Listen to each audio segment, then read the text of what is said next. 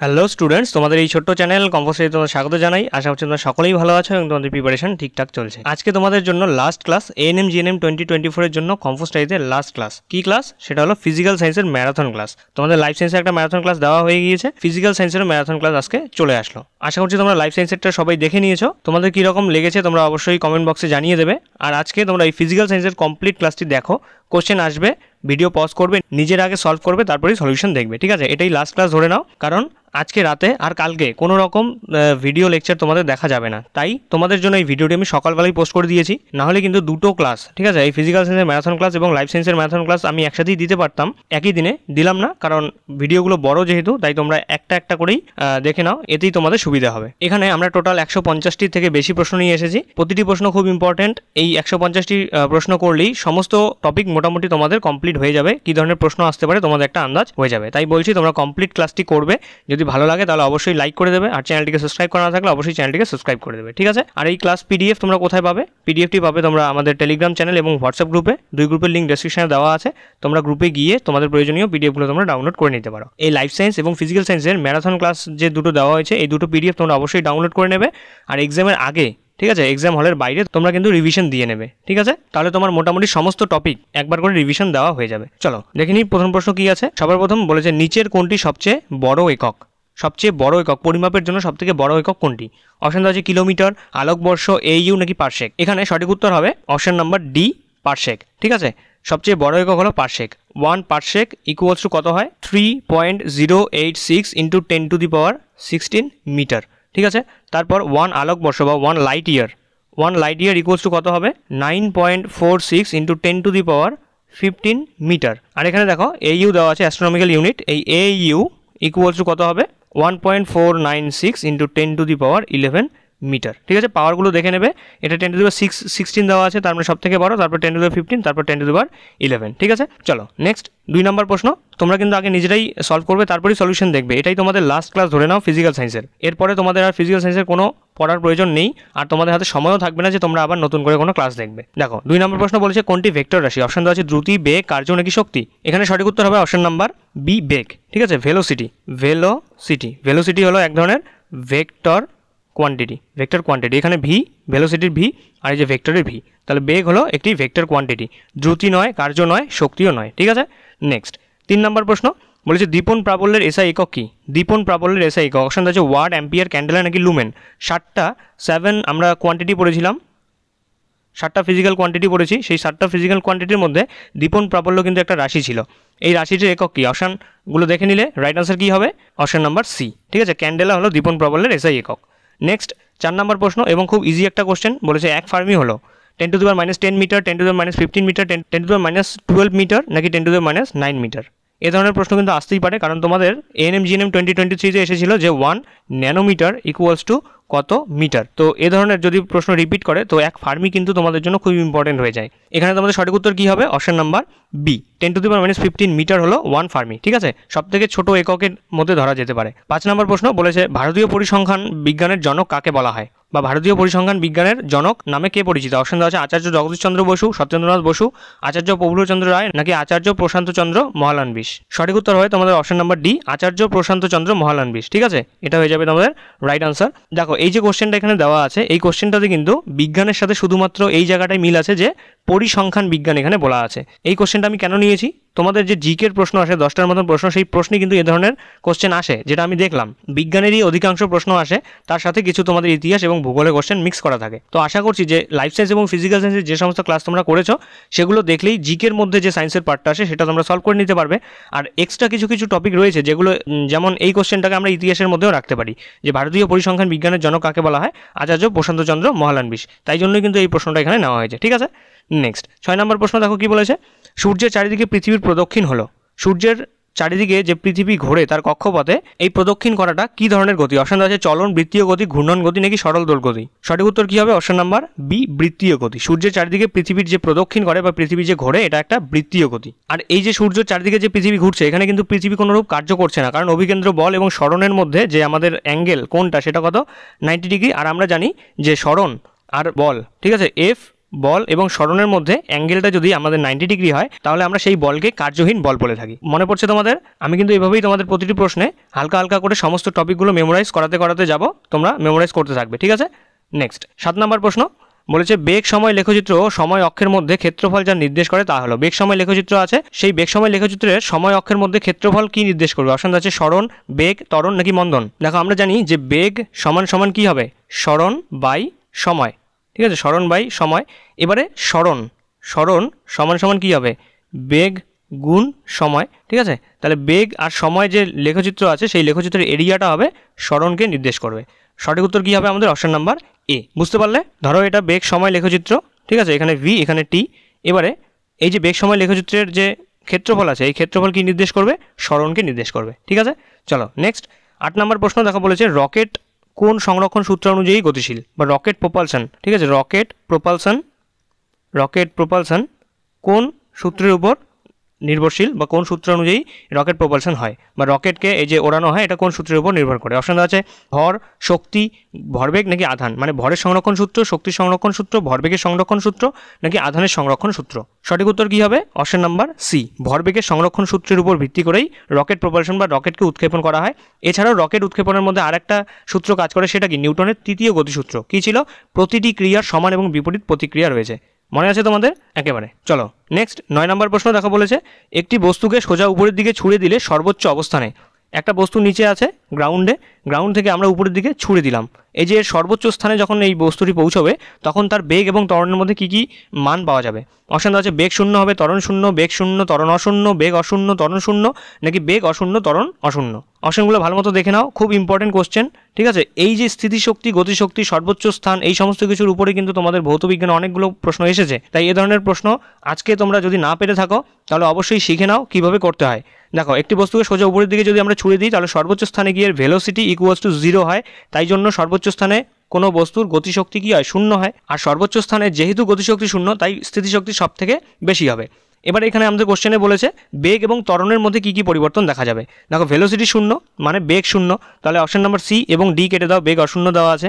তারপর এবারে এ এবং বির মধ্যে আমাদের রাইট আনসার হবে। এবার আমাদের বের করতে হবে যে ত্বরণের মানটা কি শূন্য হবে নাকি অশূন্য হবে। দেখো হাইয়েস্ট পয়েন্টে ভেলোসিটি শূন্য হতে পারে কিন্তু ত্বরণ শূন্য হবে না, কারণ এখানে বস্তুটি অবস্থান করছে, কিছুক্ষণের জন্য হলেও থেমে যাবে, কিন্তু তার মধ্যে নিচে জি কাজ করবে। আর জিকে আমরা কি অভিকর্ষজ ত্বরণ বলে থাকি, এটা এক ধরনের ত্বরণ। তাহলে ত্বরণ অশূন্য হবে, ভেলোসিটি 0 হবে। সঠিক উত্তর কী হবে আমাদের? অপশন নাম্বার বি, বেগ শূন্য হতে পারে কিন্তু ত্বরণ আমাদের অশূন্য হবে। বুঝতে পারলে? খুব ইম্পর্টেন্ট একটা কোশ্চেন, এটা কিন্তু তোমরা ভালো মতো বুঝে নাও। নেক্সট 10 নম্বর প্রশ্ন বলেছে কোনো ব্যক্তি সর্বোচ্চ দূরত্বে একটি বল পাঠাতে গেলে কত কোণে ছুটতে হবে। এটা একটা প্রজেক্টাইল মোশনের একটা কোশ্চেন, ঠিক আছে? ক্লাস 12-এ তোমরা যারা পড়েছো ফিজিক্স, সেখানে প্রজেক্টাইল মোশন নামে একটা পার্ট ছিল, সেই প্রজেক্টাইল মোশনের একটা কোশ্চেন, খুব ইম্পর্টেন্ট, তোমরা মনে রাখো যে আনসারটা কী হবে। যদি জেনে থাকো আগে নিজেরাই বের করো, তারপরে সলিউশন দেখো। অপশনগুলো দেখো দেওয়া আছে 22 ডিগ্রি, 30 ডিগ্রি, 45 ডিগ্রি নাকি 90 ডিগ্রি। এখানে 22 ডিগ্রি আসবে না, এটা অপশনে আসলে 22.5 ডিগ্রি আসবে, ঠিক আছে? 22.5 ডিগ্রি আসবে।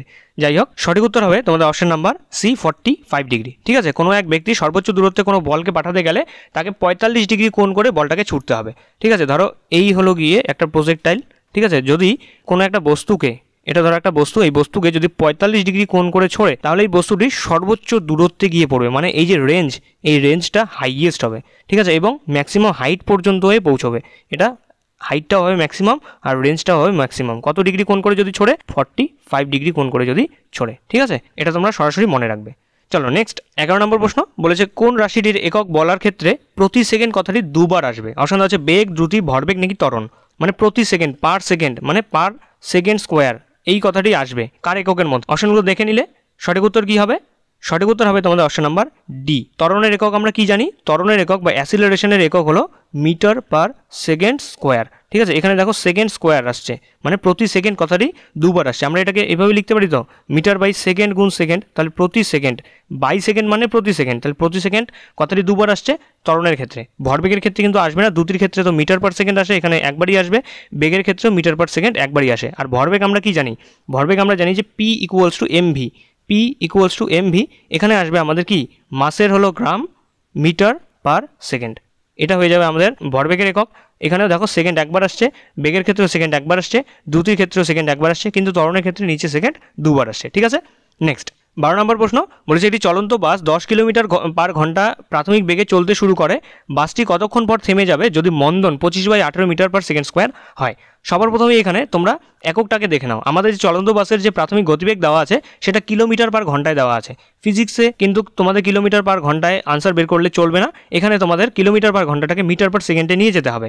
তাহলে দেখো ভেলোসিটি বা আমরা ইউ ধরতে পারি, যেহেতু আমাদের প্রাথমিক গতিবেগ দেওয়া আছে U equals to 10 kilometre per hour দেওয়া আছে, এটাকে যদি আমরা মিটার পার সেকেন্ডে নিয়ে যাই তাহলে আমাদের এটাকে 10 গুণ 5/18 দিয়ে গুণ করতে হবে। ঠিক আছে, তাহলে মিটার পার সেকেন্ড এসে যাবে। তাহলে আমাদের ইউ এর মান কত আসছে 50/18 মিটার পার সেকেন্ড। ঠিক আছে, এটা 18 মিটার পার সেকেন্ড।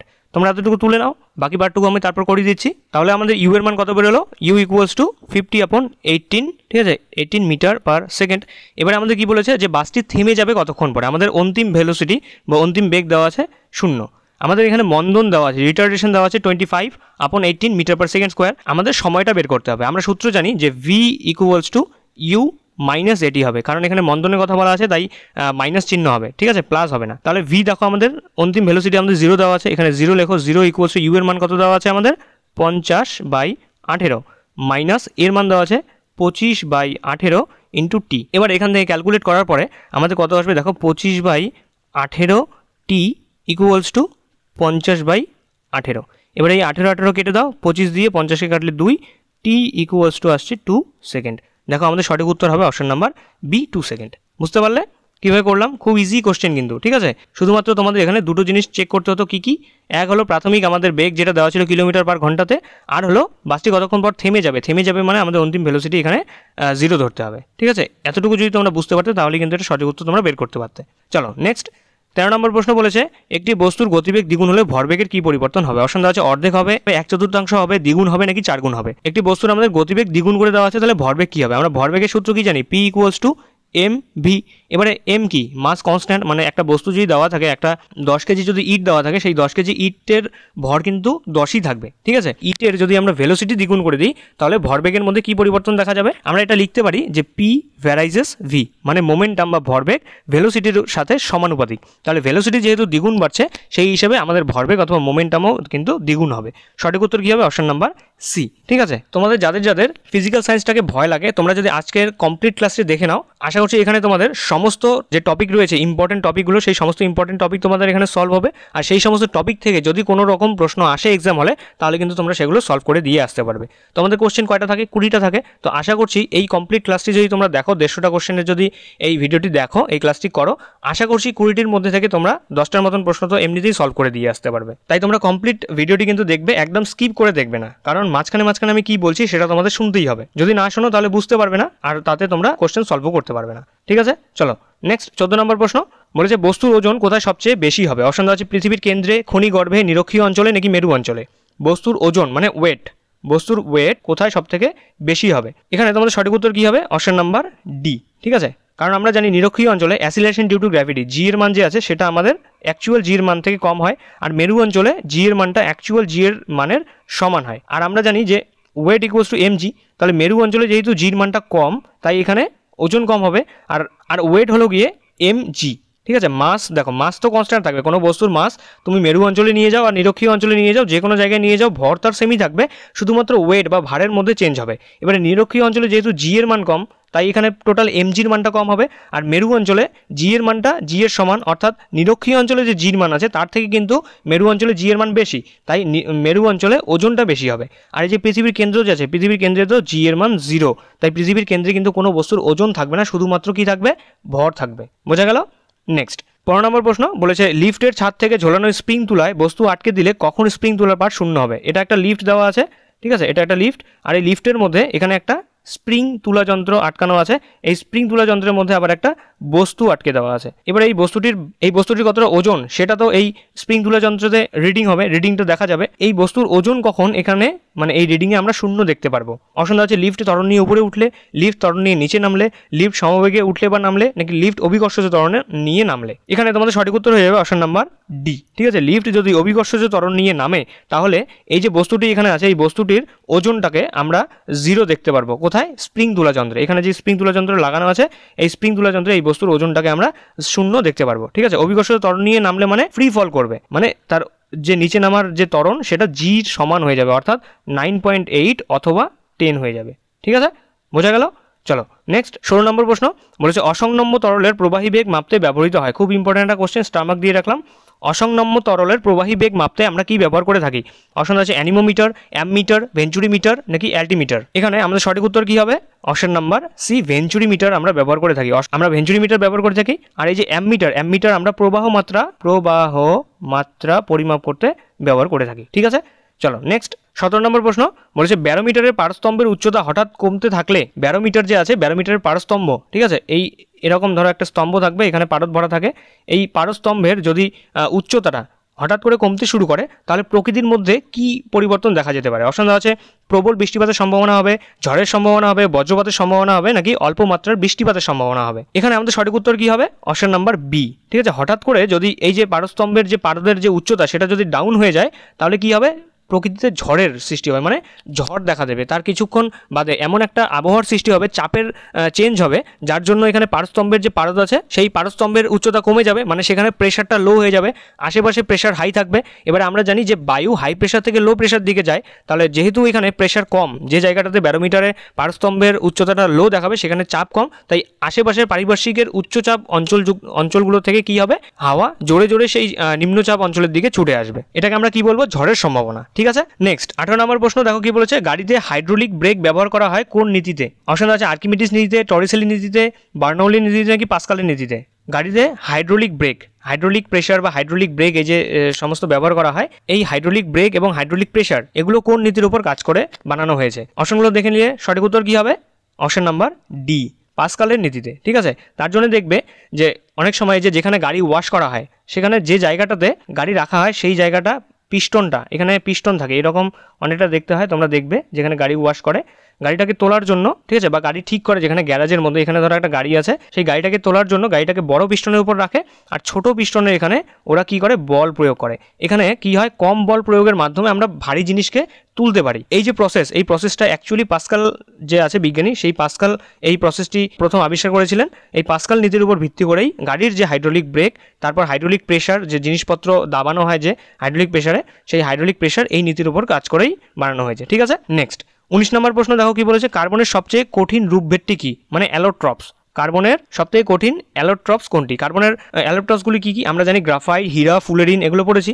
বলেছে সবচেয়ে কঠিন রূপভেদ কোনটি? অপশন দেওয়া আছে কোক, গ্রাফাইট, হীরা নাকি এদের কোনোটি নয়। এখানে রাইট আনসার হবে তোমাদের অপশন নাম্বার সি, হীরা অথবা ডায়মন্ড। ঠিক আছে, ডায়মন্ড হলো কার্বনের এমন একটি অ্যালোট্রপ যেটি সবথেকে কঠিন হয় আর এটি কাঁচ কাটার জন্য ব্যবহার করা হয়। নেক্সট 20 নম্বর প্রশ্ন বলেছে গান মেটালে কোন ধাতুটি থাকে না? অপশন আছে ক্রোমিয়াম, তামা, জিঙ্ক নাকি টিন। গান মেটাল, যে সমস্ত মেটাল দিয়ে বন্দুক বানানো হয় সেই গান মেটালের মধ্যে নিচের কোন ধাতুটি থাকবে না? অপশনগুলো দেখে নিলে সঠিক উত্তর কী হবে বলে দিচ্ছি তোমাদের। এখানে সঠিক উত্তর হবে অপশন নাম্বার এ, ক্রোমিয়াম। ঠিক আছে, ক্রোমিয়াম গান মেটালের মধ্যে পাওয়া যায় না, অর্থাৎ গান মেটাল যে সমস্ত ধাতু দিয়ে তৈরি করা হয় সেই সমস্ত ধাতুর মধ্যে কিন্তু ক্রোমিয়াম পাওয়া যায় না। ক্রোমিয়াম আমরা স্টেইনলেস স্টিল বানানোর জন্য ব্যবহার করে থাকি। ঠিক আছে, স্টেইনলেস স্টিল হল একটি সংকর ধাতু, সেখানে ক্রোমিয়াম পাওয়া যায়। ক্রোমিয়াম এবং আয়রন এই দুই মিলে কিন্তু স্টেইনলেস স্টিল তৈরি হয়। ঠিক আছে, আর গান মেটালে ক্রোমিয়াম পাওয়া যায় না। নেক্সট 21 নম্বর প্রশ্ন বলেছে হাইড্রোজেনের একটি আইসোটোপ, হাইড্রোজেনের বিভিন্ন 3টি আইসোটোপ রয়েছে, সেই আইসোটোপের মধ্যে নিচের একটি আইসোটোপ আমাদের বের করতে হবে। অপশনগুলো দেখো দেওয়া আছে লিথিয়াম, হিলিয়াম, স্টেডিয়াম নাকি ডয়টেরিয়াম। সঠিক উত্তর হবে তোমাদের অপশন নাম্বার ডি, ডয়টেরিয়াম। হাইড্রোজেনের একটি আইসোটোপ হলো ডয়টেরিয়াম। আমরা 3টি আইসোটোপ পড়েছিলাম, H11, H21, H31। ঠিক আছে, 3টি আইসোটোপ পড়েছি। এখানে দেখো পারমাণবিক ক্রমাঙ্ক সেম সবার, তাই এটাকে আমরা আইসোটোপ বলবো এই 3টিকে। এই যে প্রথমে যেটা দেওয়া আছে এটাকে আমরা বলবো প্রোটিয়াম, এটাকে ডয়টেরিয়াম বা ডিউটেরিয়াম, আর এটাকে আমরা বলবো ট্রিটিয়াম। তাহলে এটা হলো প্রোটিয়াম, এটা হলো ডয়টেরিয়াম আর এটা হলো ট্রিটিয়াম। ঠিক আছে, এখান থেকে আরেকটা প্রশ্ন হতে পারে যে হাইড্রোজেনের কোন আইসোটোপের মধ্যে কোনো রূপ নিউট্রন নেই। ঠিক আছে, বা হাইড্রোজেনের কোন আইসোটোপে নিউট্রন সংখ্যা 0, সেই প্রশ্নে তোমাদের সঠিক উত্তর কি হবে? প্রোটিয়াম। ঠিক আছে, প্রোটিয়ামের ক্ষেত্রে দেখো ভর সংখ্যা 1 দেওয়া আছে, পারমাণবিক ক্রমাঙ্ক আমাদের 1 দেওয়া আছে, নিউট্রন সংখ্যা হলো ভর সংখ্যা মাইনাস পারমাণবিক সংখ্যা, তাহলে 1 থেকে 1 গেলে 0 হলো, তাহলে সে প্রোটিয়ামের ক্ষেত্রে কিন্তু কোনো রূপ নিউট্রন সংখ্যা দেখা যায় না। চলো নেক্সট 22 নম্বর প্রশ্ন বলেছে জল ও ম্যাগনেসিয়াম হাইড্রোসাইডের কোলয়েডকে কি বলা হয়? জলের সাথে যদি আমরা ম্যাগনেসিয়াম হাইড্রোক্সাইড যোগ করি তাহলে আমরা সেই কোলয়েড যে বস্তুটি তৈরি হবে বা দ্রবণটি তৈরি হবে তাকে আমরা কি বলবো?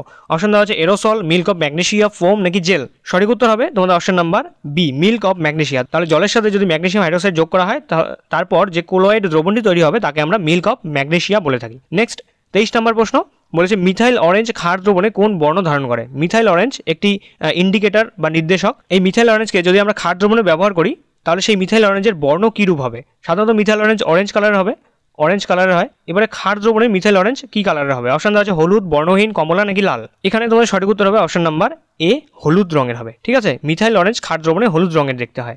নেক্সট 24 নম্বর প্রশ্ন কি বলেছে, সিরোসিস অফ লিভার এর কারণ কি? লিভার সিরোসিস এর কারণ কি? অপশন দেওয়া আছে আর্সেনিক, পারদ, ক্যাডমিয়াম নাকি ফ্লোরাইড। সঠিক উত্তর কি হবে? তোমরা সকলেই দিয়েছো। সঠিক উত্তর হবে তোমাদের অপশন নাম্বার এ, আর্সেনিক। আর্সেনিকের জন্য সিরোসিস অফ লিভার হতে পারে। এছাড়াও অ্যালকোহল যদি পান করা হয়, অ্যালকোহল মদ্যপানের জন্য কিন্তু লিভার সিরোসিস হয়ে থাকে। ঠিক আছে, নেক্সট 25 নম্বর প্রশ্ন বলছে আইনস্টাইনের সমীকরণ কোনটি? অপশন হচ্ছে E equals to M C square, E equals to W, E equals to H C by P নাকি কোনোটিই নয়। আইনস্টাইনের সমীকরণ কোনটি? ইকুয়েশন অফ আইনস্টাইন কোনটি? সকলেই জানো এই কোশ্চেনটার আনসার কিন্তু সকলেই জানে। একটা ছোট বাচ্চা যদি থাকে যে আইনস্টাইন সম্বন্ধে কোনো কিছু পড়েনি, সেও কিন্তু জানে যে ই ইকুয়ালস টু এমসি স্কোয়ার, এই সূত্রটাকে আইনস্টাইনের সমীকরণ বলা হয়। আমরা দেখেছি যে অনেক ক্ষেত্রে বই, খাতা, কলম, এমনকি টি শার্টের মধ্যেও লেখা থাকে ই ইকুয়ালস টু এমসি স্কোয়ার, যেটা আইনস্টাইনের সমীকরণ। এটা তোমরা সকলেই পারবে। সঠিক উত্তর কী হয়ে যাবে আমাদের? অপশন নাম্বার এ। ঠিক আছে, ই ইকুয়ালস টু এমসি স্কোয়ার, এটা হলো আইনস্টাইনের সমীকরণ। নেক্সট 26 নম্বর প্রশ্ন বলেছে কোনটিকে বহুমুখী দ্রাবক বলা হয়। অপশন দেওয়া আছে বেনজিন, অ্যালকোহল, ক্লোরোফর্ম নাকি জল। খুব ইজি কোশ্চেন, সঠিক উত্তর হবে অপশন নাম্বার ডি, জলকে আমরা বহুমুখী দ্রাবক বলে থাকি এবং জলকে সার্বজনীন, ঠিক আছে, সার্বজনীন দ্রাবকও বলা হয়, অথবা ইউনিভার্সাল সলভেন্ট। ঠিক আছে, জলকে সার্বজনীন দ্রাবক অথবা ইউনিভার্সাল সলভেন্ট বলা হয়, কারণ জলের মধ্যে বেশিরভাগ জিনিসই গুলে যাবে। বোঝা গেল? তাহলে দেখো এতদূর পর্যন্ত যে তোমরা প্রশ্নগুলো সলভ করছো, তোমাদের কি কঠিন মনে হচ্ছে? একদম ইজি কোশ্চেন। এ ধরনের প্রশ্ন যদি এক্সামে আসে তাহলে তো 100% তোমরা সব সলভ করে দিয়ে আসতে পারবে, তাই তো? এতটুকু প্রিপারেশন তো তোমাদের আছেই। চলো 27 নম্বর প্রশ্ন দেখো কি বলেছে, টাংস্টেন কোন চিহ্ন দ্বারা প্রকাশ করা হয়। অপশন দেওয়া আছে টি এ, ডাব্লিউ, টিবি নাকি ওয়াই। এই প্রশ্নটা যদি তোমাদের আগে সলভ করা থাকে তাহলেই তোমরা এটার আনসার দিতে পারবে। যদি তোমাদের পড়া না থাকে তাহলে কি হবে, অনেকেই এই যে টাংস্টেনের টি এ অবশ্যই আসবে, টাংস্টেনে এই টি এ ভেবে অনেকেই এই টি এ কে আনসার দিয়ে দেবে, কিন্তু অ্যাকচুয়ালি টি এ কিন্তু ভুল। টাংস্টেন যে চিহ্ন দ্বারা প্রকাশ করা হয় সেটি হলো ডাব্লুর মাধ্যমে আমরা টাংস্টেনকে প্রকাশ করে থাকি। ঠিক আছে, সোডিয়ামের ক্ষেত্রে কি হয়? সোডিয়ামের ক্ষেত্রে যদি এসও দেওয়া হয়, অনেকেই এসওকেই সঠিক উত্তর দিয়ে আসবে, কিন্তু অ্যাকচুয়ালি সোডিয়াম কি হয়? এনে। তো এ ধরনের প্রশ্নই কিন্তু তোমাদের আসে, যেগুলোতে যেটা হবে বলে মনে হয় কিন্তু সেটা অ্যাকচুয়ালি না হয়ে অন্য একটা আনসার হবে। ঠিক আছে, এ ধরনের আরও কয়েকটা চিহ্ন আছে যেগুলো তোমাদের মনে রাখতে হবে। আমি বলে দিচ্ছি এখানেই যে এ ইউ অরাম, এটা হলো সোনা। ঠিক আছে, গোল্ড। তারপর এ জি আর্জেন্টাম, এটা হলো সিলভার। ঠিক আছে, সিলভার। তারপর এখানে এইচ জি, ঠিক আছে, হাইড্রোজিয়াম, এটাকে মার্কারি বলা হয়, মার্কারি। বোঝা গেল? তাহলে এ you, A G, H G, tungsten মানে ডাব্লু, এই চিহ্নগুলো কিন্তু তোমাদের জন্য খুব ইম্পর্টেন্ট। চলো নেক্সট 28 নম্বর প্রশ্ন বলেছে বিশুদ্ধ জলের মোলারিটি কত। এটা তোমরা সরাসরি মাথায় রাখবে, ক্যালকুলেশন করার প্রয়োজন নেই, আর যদি তোমরা চাও ক্যালকুলেট করেও বের করতে পারো। বলেছে বিশুদ্ধ জলের মোলারিটি কত। অপশন দেওয়া হচ্ছে 36.8, 55.5 বা 55.6 নাকি 18 নাকি 10। বিশুদ্ধ জলের মোলারিটি হলো 55.55555, তাই আমরা সেটাকে লিখতে পারি 55.6। ঠিক আছে, অথবা 56 লিখতে পারি। তো 55টা তোমরা শুধু মনে রাখবে যে প্রথমের দিকে 55 আছে, 55.5ও থাকতে পারে অথবা 55.6ও থাকতে পারে। এই দুইয়ের মধ্যে যে কোনো একটা থাকলে সেটাই হয়ে যাবে আমাদের রাইট আনসার। এটা তোমরা মনে রাখবে যে বিশুদ্ধ জলের মোলারিটি, বিশুদ্ধ জল, ঠিক আছে, শুধু জল নয়, বিশুদ্ধ জলের মোলারিটি 55.5 অথবা 55.6। চলো নেক্সট 29 নম্বর প্রশ্ন বলেছে হ্রদের জলের উপরিতল যখন বরফে পরিণত হতে শুরু করে তখন নিচের জলের তাপমাত্রা কত হবে। অপশন আছে 0 ডিগ্রি সেন্টিগ্রেড, 4 ডিগ্রি সেলসিয়াসের কম, 4 ডিগ্রি সেলসিয়াস নাকি 4 ডিগ্রি সেলসিয়াসের বেশি। হ্রদ যে আছে, শীত প্রধান দেশের হ্রদ আছে, সেই হ্রদের উপরিতল যখন বরফ জমতে থাকে, এখানে বরফ জমতে থাকে, তখন এই যে নিচে যে জল আছে, নিচে তো জল থাকবে, নাহলে জলজ প্রাণীরা বাঁচবে কিভাবে? এই নিচে যে জল রয়েছে সেই জলের তাপমাত্রা কি হবে? অপশনগুলো দেখে নিলে আনসারও পিক করেছো। সঠিক উত্তর হবে তোমাদের option number C, 4 degree centigrade. ঠিক আছে, আর এই 4 ডিগ্রি সেন্টিগ্রেড থেকে আরও একটা তোমাদের টপিক মনে পড়লো, সেটা হলো জলের যে ওয়াটারের যে অ্যানোমালাস প্রপার্টি আছে, ঠিক আছে, একটু আলাদা ধরনের প্রপার্টি দেখায়, আলাদা ধরনের ক্যারেক্টারিস্টিক্স, আলাদা ধরনের বৈশিষ্ট্য প্রদর্শন করে। সেই বৈশিষ্ট্য কী ছিল? 4 ডিগ্রি সেন্টিগ্রেড উষ্ণতায় জলের ঘনত্ব সবথেকে বেশি হয়, আয়তন সবথেকে কম হয়। তারপর যত উষ্ণতা বাড়ানো হয় ধীরে ধীরে ঘনত্ব কমতে থাকে এবং আয়তন বাড়তে থাকে। এই দুটো পয়েন্ট তোমরা মনে রাখবে যে হ্রদের জলের উপরিতল যখন বরফে পরিণত হতে শুরু করে তখন সেই বরফের লেয়ারের নিচের যে জল আছে সেই জলের তাপমাত্রা হয় 4 ডিগ্রি সেন্টিগ্রেড, আর 4 ডিগ্রি সেন্টিগ্রেডে জলের ঘনত্ব সবথেকে বেশি হয়, আয়তন সবথেকে কম হয়। এটাকে আমরা কি বলে থাকি? ওয়াটার অ্যানোমালাস প্রপার্টি বলে থাকি। ঠিক আছে, নেক্সট 30 নম্বর প্রশ্ন বলেছে নিচের কোন ইলেকট্রন বিন্যাসটি নিষ্ক্রিয় গ্যাসের ইলেকট্রন বিন্যাস। অপশন আছে 285, 286, 287 নাকি 288। নিচের কোন ইলেকট্রন বিন্যাসটি নিষ্ক্রিয় গ্যাসের ইলেকট্রন বিন্যাস? সঠিক উত্তর হবে তোমাদের এখানে অপশন নাম্বার ডি, 288। আমরা নিষ্ক্রিয় গ্যাসগুলো জানি কি কি ছিল, হিলিয়াম, নিয়ন, আর্গন, ক্রিপ্টন, জিনন আর হলো রেডন। এখানে হিলিয়ামের ক্ষেত্রে কি ছিল 2, নিয়নের ক্ষেত্রে 10, আর্গনের ক্ষেত্রে 18, ঠিক আছে। তারপর ক্রোমিয়ামের ক্ষেত্রে 36। এগুলো কি ছিল এক একটা অ্যাটমিক নাম্বার। তাহলে এখানে দেখো এই যে 18 যে আছে, এই 18 যদি আমরা ইলেকট্রন বিন্যাস করি আমরা পাবো 2, 8, 8। এটাই কিন্তু আমাদের এখানে দেওয়া আছে। তাহলে আর্গন কি একটি নিষ্ক্রিয় গ্যাস, তাই নিষ্ক্রিয় গ্যাসের ইলেকট্রন বিন্যাস হবে 2, 8, 8। এখানে বাকি অপশনগুলো আমি বলে দিচ্ছি। এই যে সি নাম্বার 2, 8, 7 দেওয়া আছে, এটা হলো তোমাদের ক্লোরিনের ইলেকট্রন বিন্যাস। তারপর 2, 8, 6 দেওয়া আছে, এটা হলো তোমাদের সালফারের ইলেকট্রন বিন্যাস। আর 2, 8, 5 দেওয়া আছে, এটা হলো তোমাদের ফসফরাসের ইলেকট্রন বিন্যাস, ঠিক আছে। চলো নেক্সট 31 নম্বর প্রশ্ন বলেছে ব্লু ভিট্রিয়লে কত অণু জল থাকবে। অপশন দেওয়া আছে 10, 5, 7 নাকি 2। এটা তোমাদের আগেও করানো হয়েছে এবং খুব ইম্পর্টেন্ট একটা কোশ্চেন। ব্লু ভিট্রিয়লে কত অণু জল থাকে। এখানে সঠিক উত্তর হবে তোমাদের অপশন নাম্বার বি, 5 অণু জল থাকবে, ঠিক আছে। CuSO4.5H2O, এটা কিন্তু এখানে ডট আছে, .5H2O। এখানে দেখো 5 অণু জল আছে, বুঝতে পারলে। চলো নেক্সট 32 নম্বর প্রশ্ন বলেছে গ্লোবার্ট সল্টের সংকেত কি। গ্লোবার্ট সল্টের সংকেত খুব ইম্পর্টেন্ট, মাথায় রাখবে। গ্লোবার্ট সল্ট এবং অ্যালাম দুটোই তোমাদের এখানে নেওয়া হয়েছে, দুটোই কিন্তু তোমাদের মনে রাখতে হবে। গ্লোবার্ট সল্টের সংকেত কি। অপশন দেওয়া আছে NaOH, NH4Cl, এখানে 4 হবে, NH4Cl, 5H2O, NaCl, Na2SO4, 10H2O। কোনটি হবে সঠিক উত্তর, তোমরা সকলেই চুজ করেছো।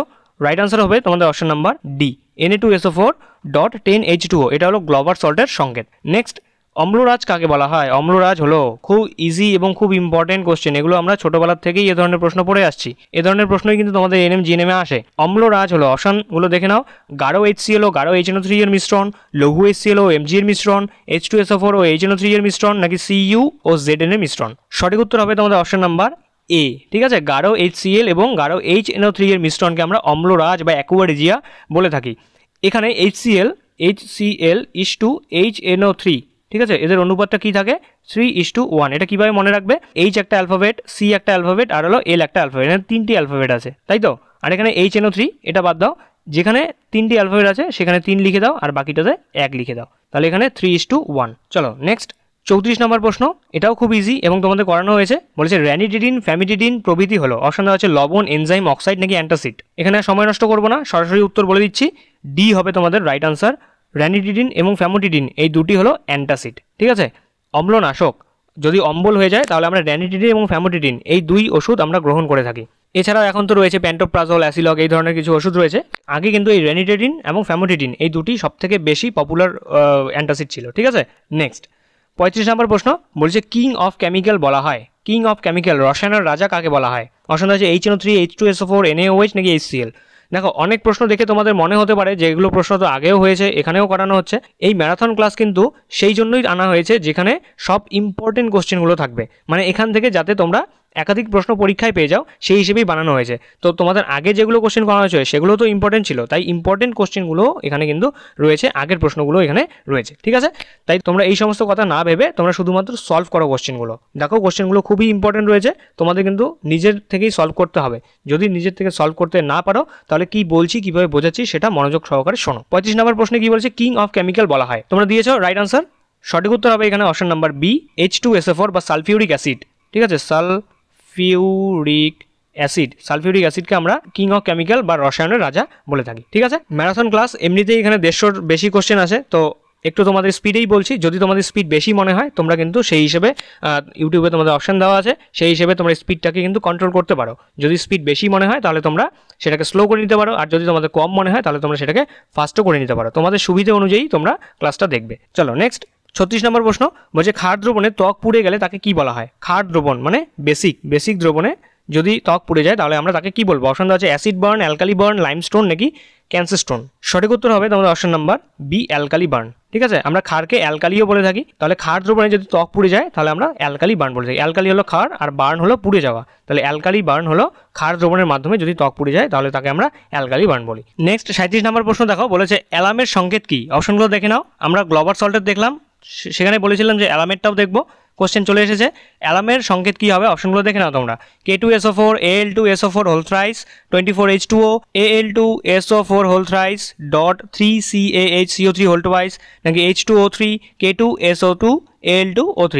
সঠিক উত্তর কি হবে, সঠিক উত্তর হবে তোমাদের অপশন নাম্বার এ, ঠিক আছে, K2SO4 Al2SO4 whole thrice 24 H2O। এটা কিন্তু খুব ইম্পর্টেন্ট তোমাদের জন্য একটা কোশ্চেন, মনে রাখবে যে অ্যালার্মের সংকেতটা কি, ঠিক আছে, অ্যালার্ম আর গ্লোবার সল্ট। বোঝা গেল? চলো নেক্সট 38 নম্বর প্রশ্ন বলেছে অ্যাসিডিক অ্যাসিডের লঘু জলীয় দ্রবণটির নাম কি? অ্যাসিডিক অ্যাসিড CH3COOH, এটা হলো অ্যাসিডিক অ্যাসিডের সংকেত। এই অ্যাসিডিক অ্যাসিডের লঘু জলীয় দ্রবণটির নাম কি? অপশন আছে vinegar, rectified spirit, methylated spirit, নাকি কোনোটি নয়। সঠিক উত্তর হয়ে যাবে তোমাদের অপশন নাম্বার এ, ভিনিগার। ঠিক আছে, অ্যাসিডিক অ্যাসিডের লঘু জলীয় দ্রবণকে আমরা বলি ভিনিগার। এবারে যদি তোমাদের রেকটিফাইড স্পিরিট এবং মেথিলেটেড স্পিরিট এই দুটো জানা থাকতো তাহলে কিন্তু তোমরা এটা আনসার করতে পারতে কীভাবে? আমরা জানি যে রেকটিফাইড স্পিরিট আর মেথিলেটেড স্পিরিট এই দুটোই কিন্তু সেম জিনিস, এই দুটোই সেম জিনিস। মিথানল এবং ইথানলের মিশ্রণকে আমরা রেকটিফাইড স্পিরিট অথবা মেথিলেটেড স্পিরিট বলে থাকি, আর অ্যাসিডিক অ্যাসিডের জলীয় দ্রবণকে আমরা ভিনিগার বলে থাকি। ঠিক আছে, চলো নেক্সট 39 নম্বর প্রশ্ন বলেছে সাবানে কোন ফ্যাটি অ্যাসিডটি থাকবে? অপশন হচ্ছে palmitic acid, stearic acid, oleic acid, নাকি সবকটি। সাবানের মধ্যে কোন ফ্যাটি অ্যাসিডটি দেখা যায়? সঠিক উত্তর হবে তোমাদের অপশন নাম্বার ডি, সবকটি। ঠিক আছে, সাবানের মধ্যে আমরা palmitic acid, stearic acid, oleic acid এই সমস্ত ফ্যাটি অ্যাসিডগুলোই দেখতে পারি। এখানে তোমাদের আরেকটা কোশ্চেন এভাবে ফ্রেম হতে পারে যে দেওয়া থাকলো যে নিচের কোনটি ফ্যাটি অ্যাসিড, সেখানে তোমাদের সালফিউরিক অ্যাসিড দেওয়া থাকলো, অ্যারাকাডোনিক অ্যাসিড দেওয়া থাকলো, তারপর ধরো নাইট্রিক অ্যাসিড দেওয়া থাকলো, পামিটিক অ্যাসিড দেওয়া থাকলো, তারপর অ্যাসিডিক অ্যাসিড দেওয়া থাকলো। সেখানে কিন্তু তোমার চুজ করতে হবে কোনটি? Palmitic acid. Palmitic acid, stearic acid, oleic acid এই তিনটি হলো ফ্যাটি অ্যাসিড। ঠিক আছে, চলো নেক্সট 40 নম্বর প্রশ্ন বলেছে সোনা কিসে দ্রবীভূত হয়? অপশন আছে ঘন সালফিউরিক অ্যাসিড, ঘন নাইট্রিক অ্যাসিড, অ্যাকোয়ারিজিয়া, নাকি হাইপোক্লোরাস অ্যাসিড। সঠিক উত্তর কী হবে? দিয়েছো সকলেই, সঠিক উত্তর বলে দিচ্ছি, সি হবে তোমাদের রাইট আনসার। ঠিক আছে, অ্যাকোয়ারিজিয়া কিসের মিশ্রণ? HCl প্লাস HNO3, HCl বা হাইড্রোক্লোরিক অ্যাসিড আর HNO3 নাইট্রিক অ্যাসিডের মিশ্রণকে আমরা অ্যাকোয়ারিজিয়া অথবা কি বলে থাকি? অম্লরাজ বলে থাকি।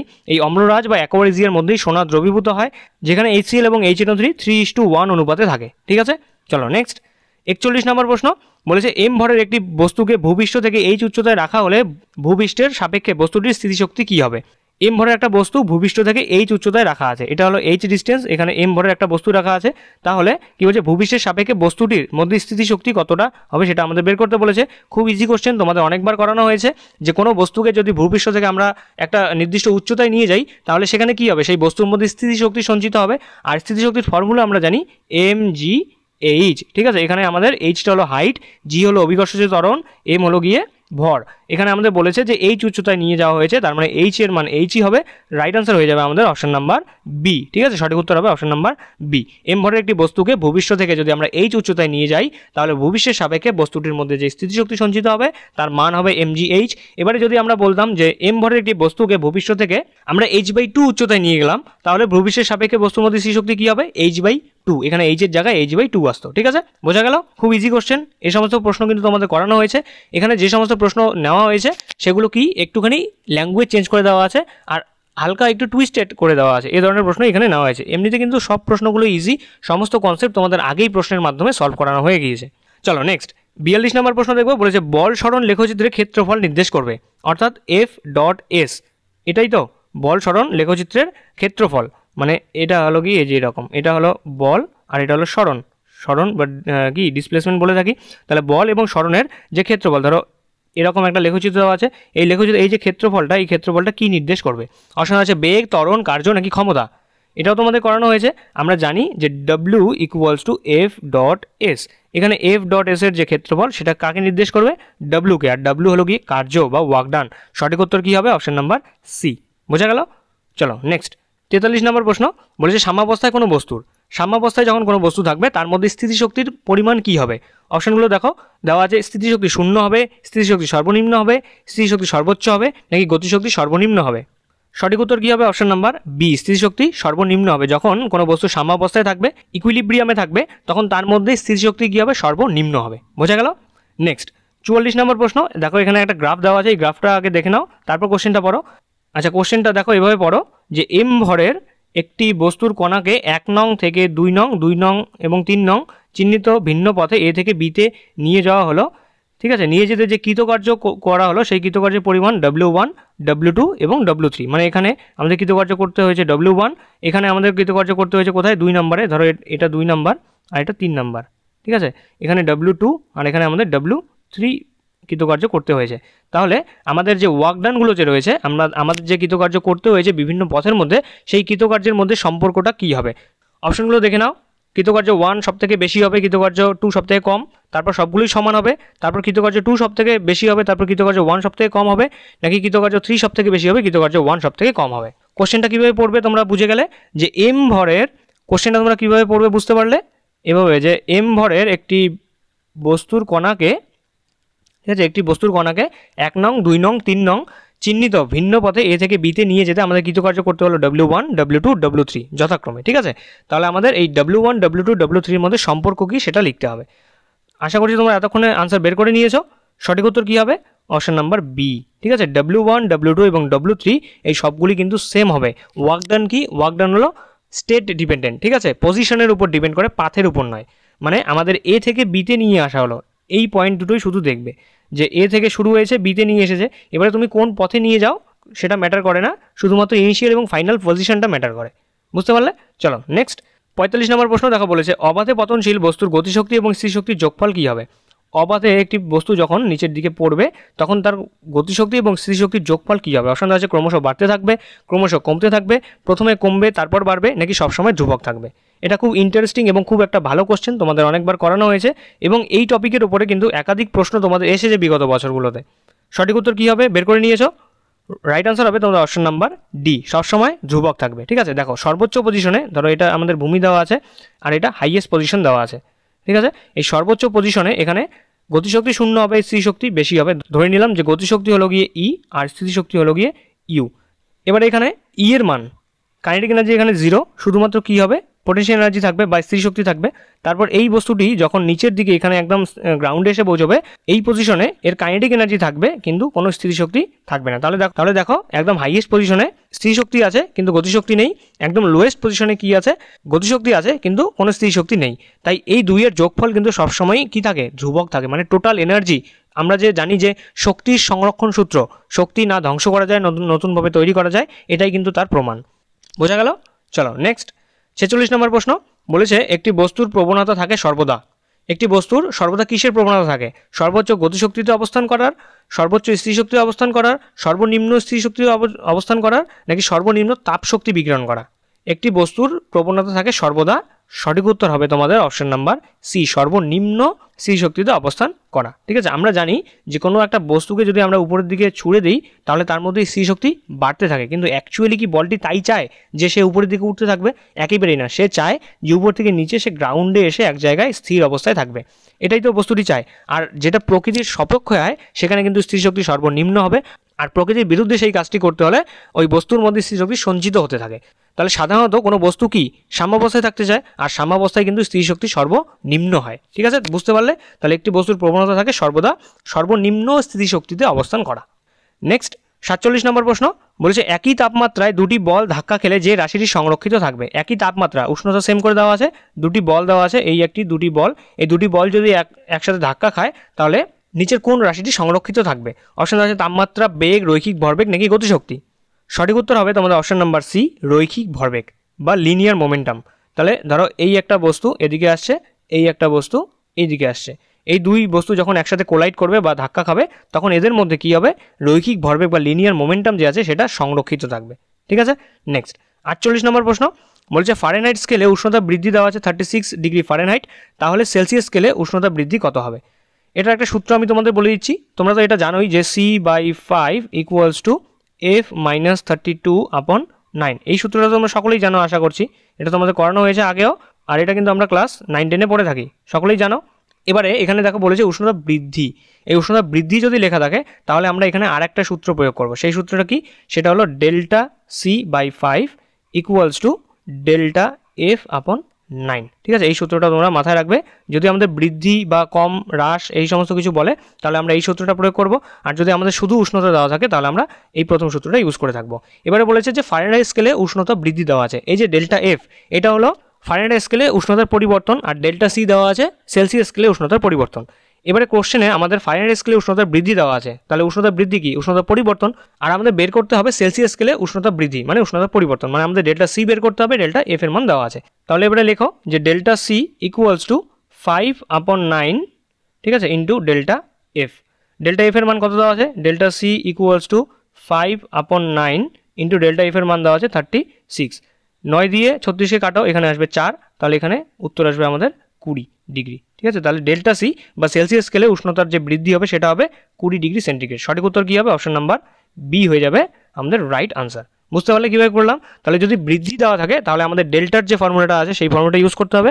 আর যদি আমাদের উষ্ণতা এমনি উষ্ণতা দেওয়া থাকে, যদি এখানে বলতো যে ফারেনহাইট স্কেলে উষ্ণতা এত, তাহলে সেলসিয়াস স্কেলে কত, সেখানে কিন্তু আমরা এই 1 নাম্বার সূত্রটা ব্যবহার করতাম, 1 নাম্বার সূত্রটা। ঠিক আছে, বুঝতে পারলে?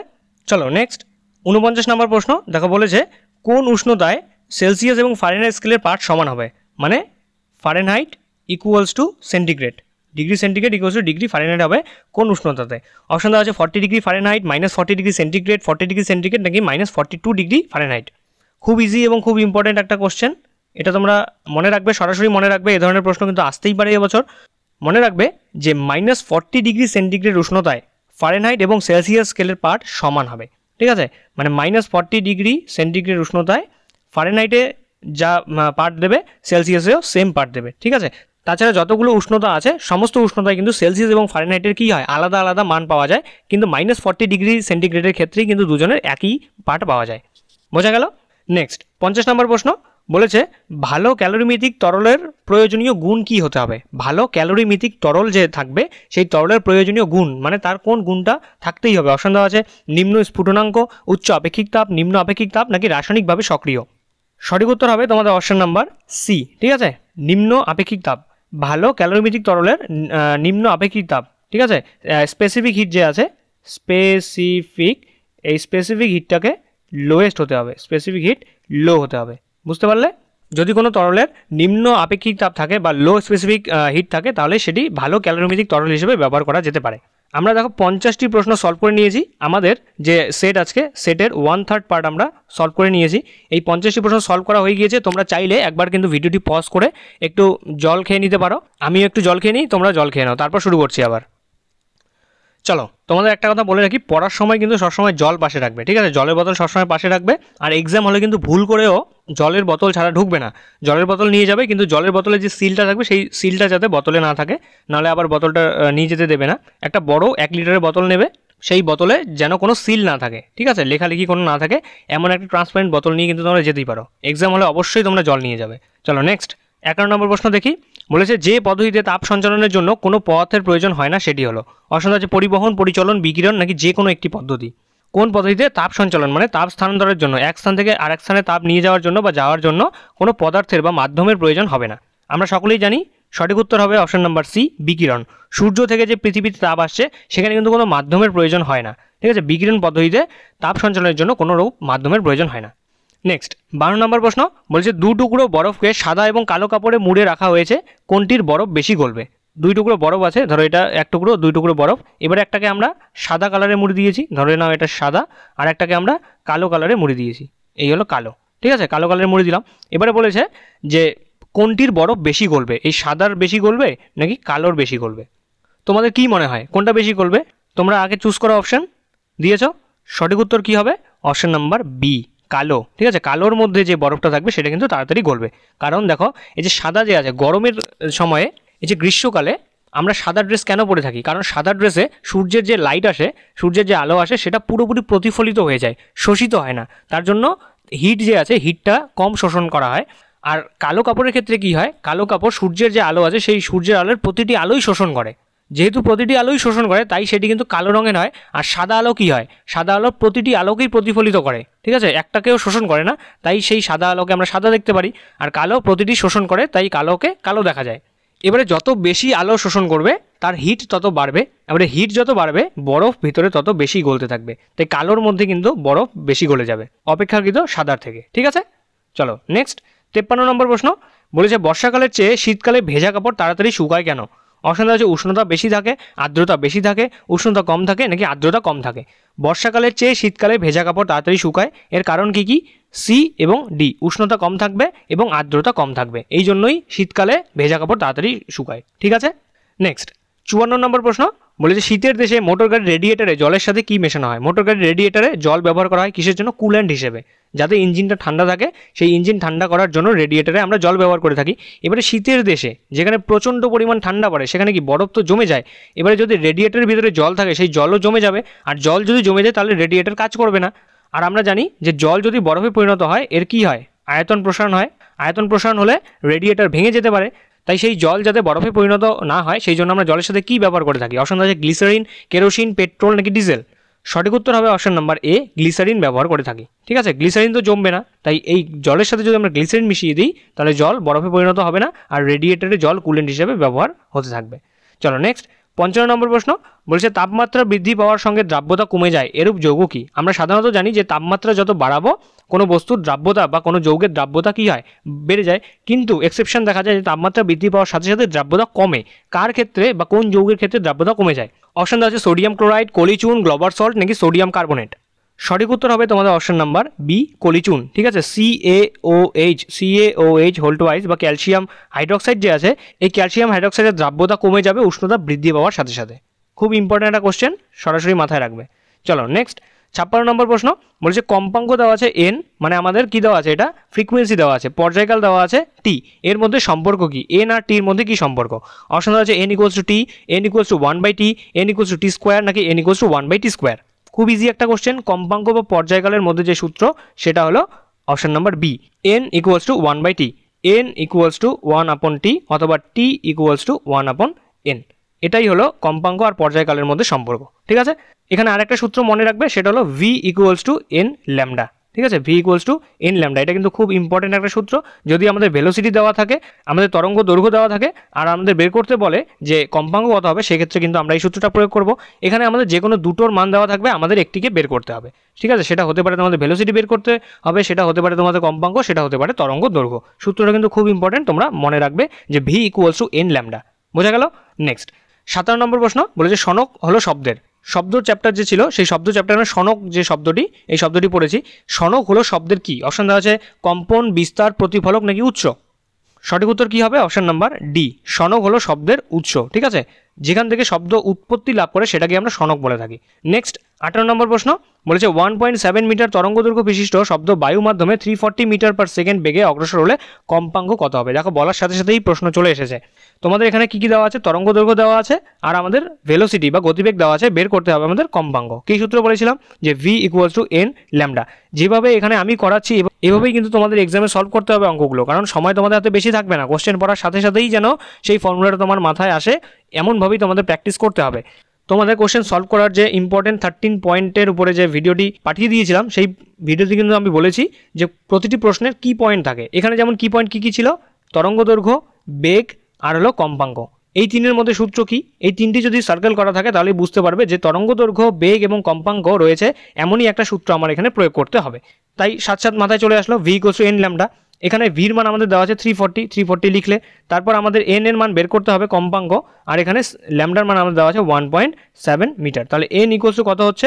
340/1.7। এটা যদি কাটো কত আসবে আমাদের? 200। ঠিক আছে, 200 হার্টজ। সঠিক উত্তর কী হবে? অপশন নাম্বার বি হয়ে যাবে সঠিক উত্তর। ঠিক আছে, নেক্সট 59 নম্বর প্রশ্ন বলেছে SONAR বা সোনার এর সম্পূর্ণ রূপ কি? এটা একটা শব্দের প্রশ্ন বা সাউন্ডের থেকে কোশ্চেন। সোনার এর সম্পূর্ণ রূপ বা সোনারের ফুল ফর্ম কি? অপশন দেওয়া আছে sound navigation and range, sound navigation and ranging, sound noise and range নাকি সাউন্ড নেভিগেশন অ্যান্ড রোটেশন। খুব ইজি, তোমাদের করানো হয়েছে। সঠিক উত্তর হবে option number B, sound navigation and ranging. সোনারের সম্পূর্ণ রূপ বা সোনারের ফুল ফর্ম হলো সাউন্ড নেভিগেশন অ্যান্ড রেঞ্জিং। খুব ইম্পর্টেন্ট, মাথায় রাখবে। এ ধরনের প্রশ্ন কিন্তু আসে তোমাদের ফুল ফর্ম। চলো নেক্সট 60 নম্বর প্রশ্ন বলছে ডিবি বা ডেসিবেল কোন রাশির একক? অপশন হচ্ছে কম্পাঙ্ক, বিস্তার, শক্তি নাকি তীব্রতার লেভেল সীমা। খুব ইজি কোশ্চেন। ডিবি ডেসিবেল আমরা জানি যে শব্দের তীব্রতা পরিমাপ করার জন্য আমরা ব্যবহার করে থাকি এই এককটি। সঠিক উত্তর কী হবে? অপশন নাম্বার ডি, তীব্রতার লেভেল সীমা। ঠিক আছে, তীব্রতা বা ইন্টেন্সিটি পরিমাপ করার জন্য আমরা ডিবি ব্যবহার করে থাকি অথবা ডেসিবেল। নেক্সট 61 নম্বর প্রশ্ন বলেছে 138 হার্জ কম্পাঙ্কের সমমেল কোনটি? 276 হার্জ, 515 হার্জ, 266 হার্জ নাকি 476 হার্জ। খুব ভালো একটা কোশ্চেন। 2021 শিফট 2তে এরকম একটা কোশ্চেন এসেছিল। সেই কোশ্চেনটি যদি তোমরা সলভ করে থাকো এটা খুব সহজেই করতে পারবে। আমি কিন্তু ডিটেলসে তোমাদের বুঝিয়ে দিয়েছিলাম যে সমমেল কি এবং মূল সুর কি। দেখো সমমেল কি, এখানে ধরো 138, এটা আমাদের মূল সুর দেওয়া আছে। এই 138-এর যেটা গুণিতক হবে সেটাই হলো সমমেল। এই 138-কে সবার প্রথমে 1 দিয়ে গুণ করো, কত হবে? 138। এখানে অপশনে দেওয়া আছে, নেই। তারপর 2 দিয়ে গুণ করো, 138, 2 দিয়ে যদি আমরা গুণ করি কত হবে? 672। 276, দেখো 276 এখানে দেওয়া আছে, তাহলে সঠিক উত্তর কী হবে? অপশন নাম্বার এ। এবারে তোমরা বাকি অপশনগুলো চেক করে নিতে পারো। 138কে 3 দিয়ে গুণ করো, 138কে 4 দিয়ে গুণ করো, 3 দিয়ে গুণ করলে কত আসবে? 4 আসবে শেষে, ঠিক আছে। 3 8 24 হয়, তাহলে 24-এ 4 হবে। দেখো কোনো অপশানেই কিন্তু শেষে 4 দেওয়া নেই। এবারে 4 দিয়ে যদি গুণ করো তাহলে 4 8 32, শেষে 2 আসবে। বাকি তিনটি অপশানে কোথাও 2 দেওয়া নেই, তাই 515, 266 এবং 476 এগুলো কিন্তু কোনোটিই 138 হার্টজের কম্পাঙ্কের সমমেল হবে না। সমমেল কোনটি হবে? 276। এই 276 হলো 138 হার্টজের কি গুণিতক, বোঝা গেল? নেক্সট 62 নম্বর প্রশ্ন বলেছে কোন যন্ত্রের সাহায্যে সমুদ্রের তলদেশের গভীরতা মাপা হয়? অপশন আছে ফ্যাথোমিটার, হাইগ্রোমিটার নাকি ব্যারোমিটার। এখানে অপশন তোমরা এলিমিনেট করতে পারো। হাইগ্রোমিটারের সাহায্যে আমরা কি মেপে থাকি? বায়ুর আর্দ্রতা, এটা হচ্ছে না। ব্যারোমিটারের সাহায্যে আমরা কি মেপে থাকি? বায়ুর চাপ, এটা হচ্ছে না। এবারে আমাদের এখানে ফ্যাথোমিটার এবং হাইড্রোমিটার এই দুটির মধ্যে কনফিউশন হতে পারে। তোমাদের এখানে সঠিক উত্তর হবে অপশন নাম্বার এ, ফ্যাথোমিটার, ঠিক আছে। ফ্যাথোমিটারের সাহায্যে আমরা সমুদ্রের তলদেশের গভীরতা মাপতে পারি, বোঝা গেল? চলো নেক্সট 63 নম্বর প্রশ্ন বলেছে কোনো নির্দিষ্ট উষ্ণতা হাইড্রোজেন গ্যাসের মধ্যে শব্দের বেগ হলো 332 মিটার পার সেকেন্ড, তাহলে অক্সিজেন গ্যাসের মধ্যে শব্দের বেগ কত হবে? হাইড্রোজেন গ্যাস নেওয়া আছে এবং অক্সিজেন গ্যাস নেওয়া আছে। হাইড্রোজেন গ্যাসের মধ্যে শব্দের বেগ আমরা পরিমাপ করেছিলাম, বের হয়েছে 332 মিটার পার সেকেন্ড, তাহলে অক্সিজেন গ্যাসের মধ্যে সেই শব্দের বেগ কত হবে? দেখো এখানে যে বেগের কথা বলা আছে এই বেগটা হলো আরএমএস ভেলোসিটি, ঠিক আছে, আরএমএস বেগ। এবার এখানে আমি তোমাদের একটা সূত্র বলবো, সেটা মনে রাখবে যে V varies root over T upon M. এখানে টি কি? টি হলো উষ্ণতা, এম হলো মোলার মাস। কার? যে গ্যাসের মধ্যে আমাদের শব্দের বেগ বের করতে হবে সেই গ্যাসের মোলার মাস। এবারে এখানে আমাদের দেখো নির্দিষ্ট উষ্ণতা দেওয়া আছে, তার মানে টেম্পারেচারটা আমাদের এখানে কনস্ট্যান্ট। আমরা লিখতে পারি যে ভি ভ্যারাইজেস 1 আপন রুট ওভার এম, ঠিক আছে। এবার এখান থেকে আমরা লিখতে পারি যে ভি অফ হাইড্রোজেন গ্যাস মানে ভেলোসিটি হাইড্রোজেন গ্যাসের মধ্যে কতটা ছিল আর ভেলোসিটি অক্সিজেন গ্যাসের মধ্যে কতটা ছিল ইকুয়ালস টু রুট ওভার কী হবে? এটাকে উল্টে যদি আমরা লিখি তাহলে M2 মানে MO2 আপন MH2, ঠিক আছে। তোমরা এতটুকু তুলে নাও, আমি মুছে দিচ্ছি।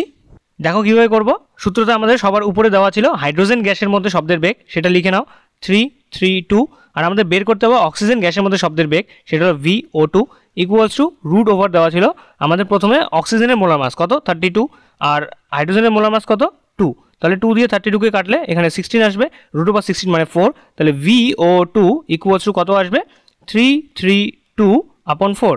এটা যদি কাটাকাটি করো আমাদের এখানে আসবে 83 মিটার পার সেকেন্ড। দেখো অপশন নাম্বার ডিতে আছে আমাদের এটা, তাহলে রাইট আনসার হবে option number D 83 metre per second. তাহলে কোনো নির্দিষ্ট উষ্ণতা হাইড্রোজেন গ্যাসের মধ্যে শব্দের বেগ যদি 332 মিটার পার সেকেন্ড হয় তাহলে অক্সিজেন গ্যাসের মধ্যে শব্দের বেগ হবে 83 মিটার পার সেকেন্ড, বোঝা গেল? খুব ইজি কোশ্চেন ছিল। সূত্রটা কী ছিল? সূত্রটা তোমাদের মনে রাখতে হবে যে V varies root over T upon M. এই সূত্রটা দিয়েই তোমাদের অঙ্কটা কিন্তু সলভ হয়ে যাবে। 64 নম্বর প্রশ্ন বলেছে কোনো মাধ্যমে শব্দ তরঙ্গ সঞ্চারিত হলে মাধ্যমের কণাগুলির আন্দোলন কোন দিকে হবে? অপশন দেওয়া আছে তরঙ্গ সঞ্চালনের অভিমুখে, মানে যেদিকে তরঙ্গ যাবে সেই দিকেই কণাগুলির অভিমুখ হবে, নাকি তরঙ্গ সঞ্চালনের অভিমুখের লম্ব দিকে, মানে তরঙ্গ এদিকে যাচ্ছে আর কণাগুলো সরণ এদিকে হচ্ছে। তারপর যে কোনো একটি অভিমুখে মানে যে কোনো দিকে হতে পারে, নাকি এলোমেলোভাবে হবে। সঠিক উত্তর হবে অপশন নাম্বার এ, তরঙ্গ সঞ্চালনের অভিমুখে। যেদিকে তরঙ্গ যাবে সেই দিকেই কণাগুলি আন্দোলিত হবে, ঠিক আছে। মানে এরকম অনেকটা এদিকে তরঙ্গ যাচ্ছে মানে এদিকেই কণাগুলো আন্দোলিত হবে, লম্বভাবে কিন্তু নয়, ঠিক আছে। নেক্সট 65 নম্বর প্রশ্ন বলছে প্রাকৃতিক গ্যাসের প্রধান উপাদান কি? খুব ইজি এবং খুব ইম্পর্ট্যান্ট একটা কোশ্চেন। প্রাকৃতিক গ্যাসের প্রধান উপাদান অপশন আছে N2 মানে নাইট্রোজেন, CH4 মানে মিথেন, O2 মানে অক্সিজেন, CO2 মানে কার্বন ডাই অক্সাইড। প্রাকৃতিক গ্যাস অথবা ন্যাচারাল গ্যাসের প্রধান উপাদান কি? সঠিক উত্তর হবে অপশন নাম্বার বি, CH4 অথবা মিথেন। রান্নার গ্যাস অথবা এলপিজির ক্ষেত্রে লিকুইফাইড পেট্রোলিয়াম গ্যাসের ক্ষেত্রে আমরা জানি প্রোপেন এবং বিউটেন, এই দুটি হলো প্রধান উপাদান এলপিজির। আর প্রাকৃতিক গ্যাস অথবা সিএনজি যে রয়েছে কম্প্রেস ন্যাচারাল গ্যাস, এই দুই গ্যাসের প্রধান উপাদান হলো CH4 অথবা মিথেন। নেক্সট 66 নম্বর প্রশ্ন বলেছে ওজোন গহ্বর শব্দটি প্রথম ব্যবহার করেছিলেন। ওজোন গহ্বর শব্দটি, ওজোন হোল, এই শব্দটি প্রথম কে ব্যবহার করেছিলেন? অপশন আছে H. Davy, J Foreman, F. Fleming নাকি ক্যাভেন্ডিস। সঠিক উত্তর হবে option number B, J Foreman. J Foreman সবার প্রথম কি এই ওজোন গহ্বর বা ওজোন হোল শব্দটি ব্যবহার করেছিলেন। 67 নম্বর প্রশ্ন বলেছে ওজোন স্তরের ঘনত্ব মাপা হয়, ওজনের ডেন্সিটি কোন এককে মাপা হয়? অপশন আছে ডাইন, হার্টজ, ডেসিবেল নাকি ডবসন। সঠিক উত্তর হবে অপশন নাম্বার ডি, ডবসন এককে আমরা ওজোন স্তরের ঘনত্ব বা ডেন্সিটি পরিমাপ করে থাকি। নেক্সট 68 নম্বর প্রশ্ন বলেছে স্ট্র্যাটোস্ফিয়ারের ওজোন অণুর বিয়োজন ঘটায়। স্ট্র্যাটোস্ফিয়ারে ওজোন স্তর রয়েছে, সেই ওজোন স্তরে ওজোন অণুর বিয়োজন ঘটাবে কোন মূলক? অপশন আছে আই মানে আয়োডিন মূলক, সিএল মানে সিএল ক্লোরিন মূলক, CH3 মিথাইল মূলক নাকি আর হলো OH মূলক মানে হাইড্রক্সিল মূলক। সঠিক উত্তর কী হবে? সঠিক উত্তর হবে অপশন নাম্বার বি, ঠিক আছে, সিএল মূলক। সিএল রেডিক্যাল স্ট্র্যাটোস্ফিয়ারে ওজোন যে লেয়ার আছে সেই ওজোন লেয়ারের মধ্যে ওজোন অণুর বিয়োজন ঘটায়, মানে ওজোন অণুকে ভাঙতে থাকে এবং সেখান থেকে O2 গ্যাস তৈরি করতে থাকে। নেক্সট 69 নম্বর প্রশ্ন বলেছে গ্লোবাল ওয়ার্মিংয়ে গ্রিন হাউস গ্যাসের অবদানের সঠিক ক্রমটি কি? গ্লোবাল ওয়ার্মিংয়ে গ্রিন হাউস গ্যাসের অবদানগুলোর সঠিক ক্রম, মানে কোন গ্যাসটি সবথেকে বেশি গ্লোবাল ওয়ার্মিং ঘটায়? অপশন আছে CO carbon monoxide, CFC chlorofluorocarbon, H2O জল, নাকি CH4 মিথেন। তারপর দেওয়া আছে CO2 carbon dioxide, CH4 CFC H2O, তারপর CO2 H2O CH4 CFC, নাকি CO2 H2O CFC CH4। কি হবে? সঠিক উত্তর হবে অপশন নাম্বার বি। ঠিক আছে, সব থেকে বেশি অবদান যে রাখে সে হলো CO2 gas, carbon die oxide gas, তারপর CH4 মিথেন, তারপর ক্লোরোফ্লোরোকার্বন, আর অবশেষে হলো জলীয় বাষ্প অথবা জল। নেক্সট 70 নম্বর প্রশ্ন বলেছে রেডিও যোগাযোগ ব্যবস্থায় বিশেষভাবে ব্যবহৃত হয়। রেডিও যোগাযোগ, ঠিক আছে, এই যে রেডিও বেতার তরঙ্গ কোন স্তরে প্রতিফলিত হয়, এটাই আমাদের কোশ্চেন। রেডিও যোগাযোগ ব্যবস্থায় বিশেষভাবে ব্যবহৃত হয়। অপশন দেওয়া আছে থার্মোস্ফিয়ার, ট্রপোস্ফিয়ার, স্ট্র্যাটোস্ফিয়ার, নাকি এক্সোস্ফিয়ার। সঠিক উত্তর হবে অপশন এ থার্মোস্ফিয়ার। ঠিক আছে, থার্মোস্ফিয়ারের যে আয়োনোস্ফিয়ার স্তরটি রয়েছে সেই আয়োনোস্ফিয়ারে রেডিও তরঙ্গ বা বেতার তরঙ্গ প্রতিফলিত হয়। তার জন্যই কিন্তু আমরা এই যে লাইভ শোগুলো সেগুলো দেখতে পারি, টিভি দেখতে পারি। চলো নেক্সট 71 নম্বর প্রশ্ন বলেছে ফায়ার আইস হলো, অপশন আছে CO2 carbon dioxide, CH4 methanol, নাকি মিথাইল, নাকি মিথেন হাইড্রেট। ফায়ার আইস কাকে বলা হয়? সঠিক উত্তর হবে অপশন নাম্বার ডি, মিথেন হাইড্রেটকে আমরা ফায়ার আইস বলি। আর CO2 যে আছে এটাকে আমরা ড্রাই আইস বলি, ড্রাই আইস। খুব ইম্পর্টেন্ট দুটি, ড্রাই আইস বা শুষ্ক বরফ হলো CO2 আর ফায়ার আইস হলো মিথেন হাইড্রেট। নেক্সট 72 নম্বর প্রশ্ন বলেছে আন্টার্কটিকা অঞ্চলে ওজোন স্তরের সর্বাধিক ক্ষয় হয় কোন মাসে? অপশন দেওয়া আছে জানুয়ারি মার্চ আগস্ট, এপ্রিল জুন, নাকি সেপ্টেম্বর নভেম্বর। আন্টার্কটিকা মহাদেশে ওজোন স্তরের সর্বাধিক ক্ষয় হবে কোন মাসে? সঠিক উত্তর হবে option number D, September November মাসে। ঠিক আছে, সেপ্টেম্বর নভেম্বর মাসে আন্টার্কটিকা মহাদেশের যে ওজোন স্তর রয়েছে সেই অঞ্চলে বায়ুমণ্ডলের যে ওজোন স্তর রয়েছে সেই ওজোন স্তরের সর্বাধিক ক্ষয় হয়, মানে সেখানে ওজোন হোলের সৃষ্টি হয়। নেক্সট 73 নম্বর প্রশ্ন বলেছে মেরুজ্যোতি দেখা যায়। অপশন আছে মেসোস্ফিয়ার, থার্মোস্ফিয়ার, এক্সোস্ফিয়ার, নাকি ম্যাগনেটোস্ফিয়ার। কোন স্তরে মেরুজ্যোতি অথবা অরোরা দেখা যায়? অরোরা দেখা যাবে। সঠিক উত্তর হবে অপশন নাম্বার এ। ঠিক আছে, মেসোস্ফিয়ারে মেরুজ্যোতি দেখা যায় বা অরোরা দেখা যায়। নেক্সট 74 নম্বর প্রশ্ন বলেছে পুনর্নবীকরণ যোগ্য শক্তির উৎস। পুনর্নবীকরণ মানে যে সমস্ত শক্তিকে আমরা আবার নতুনভাবে তৈরি করতে পারি সেই ধরনের শক্তির উৎস কোনটি? অপশন আছে কেরোসিন, পেট্রোল, প্রাকৃতিক গ্যাস, নাকি বায়োগ্যাস। সঠিক উত্তর হবে অপশন নাম্বার ডি, বায়োগ্যাস। ঠিক আছে, বায়োগ্যাস হলো এক ধরনের পুনর্নবীকরণযোগ্য শক্তির উৎস। নেক্সট 75 নম্বর প্রশ্ন বলেছে ভারতবর্ষের কোথায় প্রচুর পরিমাণ উইন্ড মিল আছে? উইন্ড মিলগুলো দেখতে এরকম হয় উইন্ড মিল। এই উইন্ডমিলগুলো কোথায় আছে? ভারতবর্ষের কোন জায়গায় সব থেকে বেশি পরিমাণে উইন্ডমিল পাওয়া যায়? অপশন আছে তামিলনাড়ু, পশ্চিমবঙ্গ, আসাম, নাকি মণিপুর। সঠিক উত্তর কী হবে? তোমরা সিলেক্ট করেছো, বলেছি রাইট আনসার হবে অপশন নাম্বার এ। ঠিক আছে, তামিলনাড়ুতে সব থেকে বেশি পরিমাণ উইন্ডমিল পাওয়া যাবে। নেক্সট 76 নম্বর প্রশ্ন বলেছে কোনটি স্টোন ক্যান্সারের জন্য দায়ী? স্টোন ক্যান্সার, অপশন আছে ক্যালসিয়াম কার্বনেট, অম্লবৃষ্টি, বিশ্ব উষ্ণায়ন, নাকি ওজোন গহ্বর। আমরা সকলেই জানি যে স্টোন ক্যান্সারের জন্য দায়ী হলো অম্ল বৃষ্টি। এই অম্ল বৃষ্টির জন্যই কি হচ্ছে, তাজমহল যে রয়েছে সেই তাজমহল সাদা রং, মার্বেল পাথরের সাদা রং ধীরে ধীরে হলুদ হয়ে যাচ্ছে। কিসের জন্য? অম্ল বৃষ্টির জন্য। নেক্সট 77 নম্বর প্রশ্ন বলেছে পৃথিবীর বায়ুমণ্ডলে কোন নিষ্ক্রিয় গ্যাসটি সবচেয়ে বেশি পরিমাণে থাকে? নিষ্ক্রিয় গ্যাসগুলো আমরা কি কি পড়লাম? হিলিয়াম, নিয়ন, আর্গন, কিটোন, জিনন, রেডন। এই নিষ্ক্রিয় গ্যাসগুলির মধ্যে কোন গ্যাসটি সবথেকে বেশি পরিমাণে আমাদের পৃথিবীর বায়ুমণ্ডলে পাওয়া যায়? অপশনগুলো দেখে নাও, নিয়ন, হিলিয়াম, আর্গন, জিনন দেওয়া আছে। সঠিক উত্তর কি হবে? সঠিক উত্তর হবে অপশন নাম্বার সি, আর্গন। ঠিক আছে, নিষ্ক্রিয় গ্যাসগুলির মধ্যে আর্গন গ্যাসটি পৃথিবীর বায়ুমণ্ডলে সবথেকে বেশি পরিমাণে পাওয়া যাবে। নেক্সট 78 নম্বর প্রশ্ন বলেছে নিচের কোন ফ্লুরিন যৌগ রেফ্রিজারেটরে শীতলকারক উপাদান হিসেবে ব্যবহার করা হয়? অপশন আছে অ্যামোনিয়া, ফ্রেয়ন, নাইট্রোজেন, নাকি আর্গন। ফ্লুরিন যৌগ ব্যবহার করা হবে কোথায়? রেফ্রিজারেটরে শীতলকারক উপাদান হিসেবে। দেখো আমরা সাধারণত নাইট্রোজেন কিন্তু ব্যবহার করে থাকি, তরল নাইট্রোজেন শীতলকারক উপাদান হিসেবে ব্যবহার করে থাকি। ক্রায়ো সংরক্ষণে আমরা -196 ডিগ্রি সেন্টিগ্রেড উষ্ণতায় তরল নাইট্রোজেন ব্যবহার করে থাকি, সিড ব্যাংকেও ব্যবহার করে থাকি। কিন্তু এখানে বলেছে ফ্লুরিন যৌগ। ঠিক আছে, নিচের কোন ফ্লুরিন যৌগ রেফ্রিজারেটরে শীতলকারক হিসেবে ব্যবহার করা হয়? এখানে সঠিক উত্তর হবে অপশন নাম্বার বি। ঠিক আছে, ফ্রেয়ন। CFC ক্লোরোফ্লুরোকার্বন, এই যে এখানে F দেওয়া আছে এটাই হলো ফ্লুরিন। CFC ক্লোরোফ্লুরোকার্বন, যার বাণিজ্যিক নাম হলো ফ্রেয়ন। বোঝা গেল? নেক্সট 79 নম্বর প্রশ্ন বলেছে STP-তে 17 গ্রাম NH3, 28 গ্রাম নাইট্রোজেন এবং 2 গ্রাম হাইড্রোজেনের মধ্যে কোনটির আয়তন সব থেকে বেশি হবে?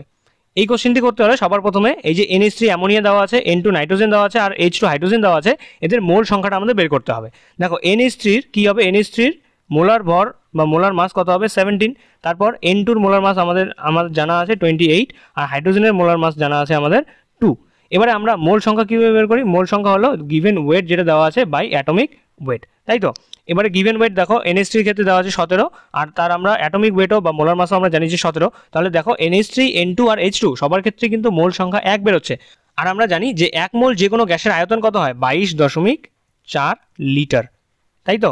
1 মোল যে কোনো গ্যাসের আয়তন হয় 22.4 লিটার, তাহলে 17 গ্রাম NH3, 28 গ্রাম N2 আর 2 গ্রাম H2, এদের মধ্যে আয়তন কিন্তু একই থাকবে। সঠিক উত্তর হবে অপশন নাম্বার ডি, সবগুলোর আয়তন একই থাকে। নেক্সট 80 নম্বর প্রশ্ন বলেছে বাস্তব গ্যাস কখন আদর্শ গ্যাসের মতো আচরণ করবে? রিয়েল গ্যাস কখন আইডিয়াল গ্যাসের মতো আচরণ করবে? বাস্তব গ্যাস কখন আদর্শ গ্যাসের মতো আচরণ করবে? অপশনগুলো দেখে নাও, ভালো মতো পড়ে নাও। উচ্চ চাপে ও উচ্চ তাপমাত্রায়, উচ্চ চাপে ও নিম্ন তাপমাত্রায়, নিম্ন চাপে ও উচ্চ তাপমাত্রায়, নাকি নিম্ন চাপে ও নিম্ন উষ্ণতায় বা নিম্ন তাপমাত্রায়? খুব ইজি এবং খুব ইম্পর্টেন্ট এটা কোশ্চেন, এবছর আসতেই পারে, যে বাস্তব গ্যাস কখন আদর্শ গ্যাসের মতো আচরণ করবে। দেখো আদর্শ গ্যাস কিন্তু অ্যাকচুয়ালি এক্সিস্ট করে না। বাস্তব গ্যাস যে রয়েছে, এই যে O2 N2 এই সমস্ত কিছু আমাদের বায়ুমণ্ডলে যতগুলো গ্যাস রয়েছে সবগুলোরও বাস্তব গ্যাস। আর আইডিয়াল গ্যাস এটা এক্সিস্ট করে না, আইডিয়াল কোনো জিনিসই এক্সিস্ট করে না। তো অনেক ক্ষেত্রে কি দেখা যায়, কিছু কন্ডিশনে বাস্তব গ্যাস যে রয়েছে, আমাদের বায়ুমণ্ডলে যে সমস্ত গ্যাস রয়েছে সেই সমস্ত গ্যাস আদর্শ গ্যাস বা আইডিয়াল গ্যাসের মতো আচরণ করে। সেই সত্যটা কি? সঠিক উত্তর হবে অপশন নাম্বার সি, নিম্ন চাপ এবং উচ্চ উষ্ণতায়। ঠিক আছে, লো প্রেশার এবং হাই টেম্পারেচারে বাস্তব গ্যাস বা রিয়েল গ্যাস আইডিয়াল গ্যাসের মতো আচরণ করে। নেক্সট 81 নম্বর প্রশ্ন বলেছে কোন গ্যাসীয় পদার্থের আণবিক গুরুত্ব তার বাষ্প ঘনত্বের কত গুণ? কোনো গ্যাসের আণবিক গুরুত্ব তার বাষ্প ঘনত্বের কত গুণ হবে, মানে আণবিক গুরুত্ব এবং বাষ্প ঘনত্বের মধ্যে সম্পর্ক বের করতে বলেছে। অপশন দেওয়া আছে 2 গুণ, 3 গুণ, 4 গুণ, নাকি 5 গুণ। আমরা সকলেই জানি যে আণবিক গুরুত্ব ইকুয়ালস টু 2 ইন্টু বাষ্প ঘনত্ব, তাহলে আণবিক গুরুত্ব বাষ্প ঘনত্বের দ্বিগুণ। সঠিক উত্তর হবে অপশন নাম্বার এ। নেক্সট 82 নম্বর প্রশ্ন বলেছে 18 গ্রাম জলে অণুর সংখ্যা কত? অপশনগুলো দেখে নাও। এই কোশ্চেনটি করতে হলেও সবার প্রথমে তোমাদের মোল বের করতে হবে। 18 গ্রাম জল মানে 18 গ্রাম জল বা H2O মানে কত মোল? দেখো আমাদের গিভেন ওয়েট কত দেওয়া আছে 18, আর H2O এর যে মোলার মাস আমরা জানি যে 18, তাহলে 18/18 মানে 1 মোল। আর আমরা জানি যে 1 মোল কোনো যৌগে অ্যাভোগাড্রো সংখ্যক অণু থাকে। এবারে অ্যাভোগাড্রোর সংখ্যা কত? 6.022 × 10⁻23 অথবা 6.023 × 10⁻23। দেখো অপশন নাম্বার সিতে দেওয়া আছে 6.023 × 10⁻23। সঠিক উত্তর হবে অপশন নাম্বার সি। নেক্সট 83 নম্বর প্রশ্ন বলেছে একই চাপ ও উষ্ণতায় সম আয়তন সব গ্যাসের সমসংখ্যক অণু থাকে। কে বলেছিলেন? একই চাপ এবং উষ্ণতা যদি আমরা স্থির রাখি তাহলে সম আয়তন একই ভলিউমের সমস্ত গ্যাসের মধ্যে সমসংখ্যক অণু থাকবে। এই সূত্রটি কে দিয়েছিল? অপশনগুলো দেখে নাও, চার্লস বয়েল, ম্যাক্সওয়েল, নাকি অ্যাভোগাড্রো। সঠিক উত্তর হবে তোমাদের অপশন নাম্বার ডি, অ্যাভোগাড্রো। ঠিক আছে, একই চাপ এবং উষ্ণতায় সম আয়তন সকল গ্যাসের মধ্যে সমসংখ্যক অণু থাকবে, এই সূত্রটি দিয়েছিলেন অ্যাভোগাড্রো। নেক্সট 84 নম্বর প্রশ্ন বলেছে সর্বজনীন গ্যাস ধ্রুবকের মান কত? সর্বজনীন বা ইউনিভার্সাল গ্যাস কনস্ট্যান্টের মান কত? অপশন আছে 8.3 joule per kelvin per mole, নাকি 8.3 joule per kelvin to the power 3, নাকি 8.3 joule inverse kelvin per mole, আর কোনোটিই নয়। সঠিক উত্তর হবে option number A, 8.3 joule per kelvin per mole. এককটা মাথায় রাখবে, joule per kelvin per mole অথবা joule kelvin inverse mole inverse, universal gas constant অথবা সর্বজনীন গ্যাস ধ্রুবকের মান। নেক্সট 85 নম্বর প্রশ্ন বলেছে আদর্শ গ্যাসের সমীকরণটি হলো, যেখানে সি ইকুয়ালস টু মোল সংখ্যা। অপশন আছে PV equals two RT, PV equals to CRT, PV equals two PRT, নাকি পিভি ইকুয়ালস টু আরটি। এখানে একই অপশন দুটো দেওয়া আছে এ এবং ডিতে। এখানে পিভি ইকুয়ালস টু কি হবে? এনআরটি। কোনটি হবে সঠিক উত্তর? চুজ করেছো? সঠিক উত্তর হবে অপশন নাম্বার বি। এবারে তোমাদের অনেকের মনে হতে পারে যে আমরা তো পড়েছি আদর্শ গ্যাসের সমীকরণ পিভি ইকুয়ালস টু এনআরটি, এখানে আমরা এনটাকে জানি যে এন হলো মোট সংখ্যা, কিন্তু কোশ্চেনে দেখো আমাদের দিয়ে দেওয়া আছে যে সি কে আমাদের মোল সংখ্যা ধরতে হবে, তাই আমাদের সূত্র কি হয়ে যাবে? Option number B, P V equals to C R T. বোঝা গেল? নেক্সট 86 নম্বর প্রশ্ন বলেছে এসটিপিতে 112 মিলিলিটার O2 এর ওজন কত? অপশন দেওয়া আছে 0.64 গ্রাম, 0.16 গ্রাম, 0.32 গ্রাম, নাকি 0.96 গ্রাম। এসটিপিতে 112 মিলিলিটার O2 এর ওজন কত? এখানেও সবার প্রথমে আমাদের মোল সংখ্যা বের করতে হবে। মোল সংখ্যা বের করো। ভলিউম দিয়ে কীভাবে মোল সংখ্যা বের করতে হয়? যেটা আমাদের গিভেন ভলিউম দেওয়া থাকে বাই 22.4, যদি আমাদের গিভেন ভলিউমটা লিটারে দেওয়া থাকে, আর মিলিলিটারে যদি দেওয়া থাকে তাহলে আমাদের গিভেন ভলিউম বাই 22,400, তাই তো? তাহলে এখানে দেখো আমাদের মিলিলিটারে দেওয়া আছে, আমাদের 22,400 দিয়ে ভাগ করে দিতে হবে। তাহলে দেখো মোল সংখ্যা মোল ইকুয়ালস টু কত হবে? 112 112 উপরে দেওয়া আছে আমাদের গিভেন ভলিউম, আর নিচে আমাদের ভাগ করে দিতে হবে 22,400 দিয়ে। এবারে এটা কাটলে কত আসবে? 1/200। ঠিক আছে, এবারে আমরা জানি যে 1 মোল O2 এর ওজন কত? 32 গ্রাম। তাহলে 1/200 মোল O2 এর ওজন কত হবে? 1/200 গুণ 32 এবারে 2 দিয়ে কাটো, এখানে 100 আসবে, 2 দিয়ে কাটো, এখানে 16 আসবে। তাহলে দেখো আনসার কত হবে? ইকুয়ালস টু 0.16 গ্রাম। যেটা আমাদের অপশন নাম্বার বিতে দেওয়া আছে। সঠিক উত্তর কী হবে? Option number B. কীভাবে বের করতে হবে বুঝলে?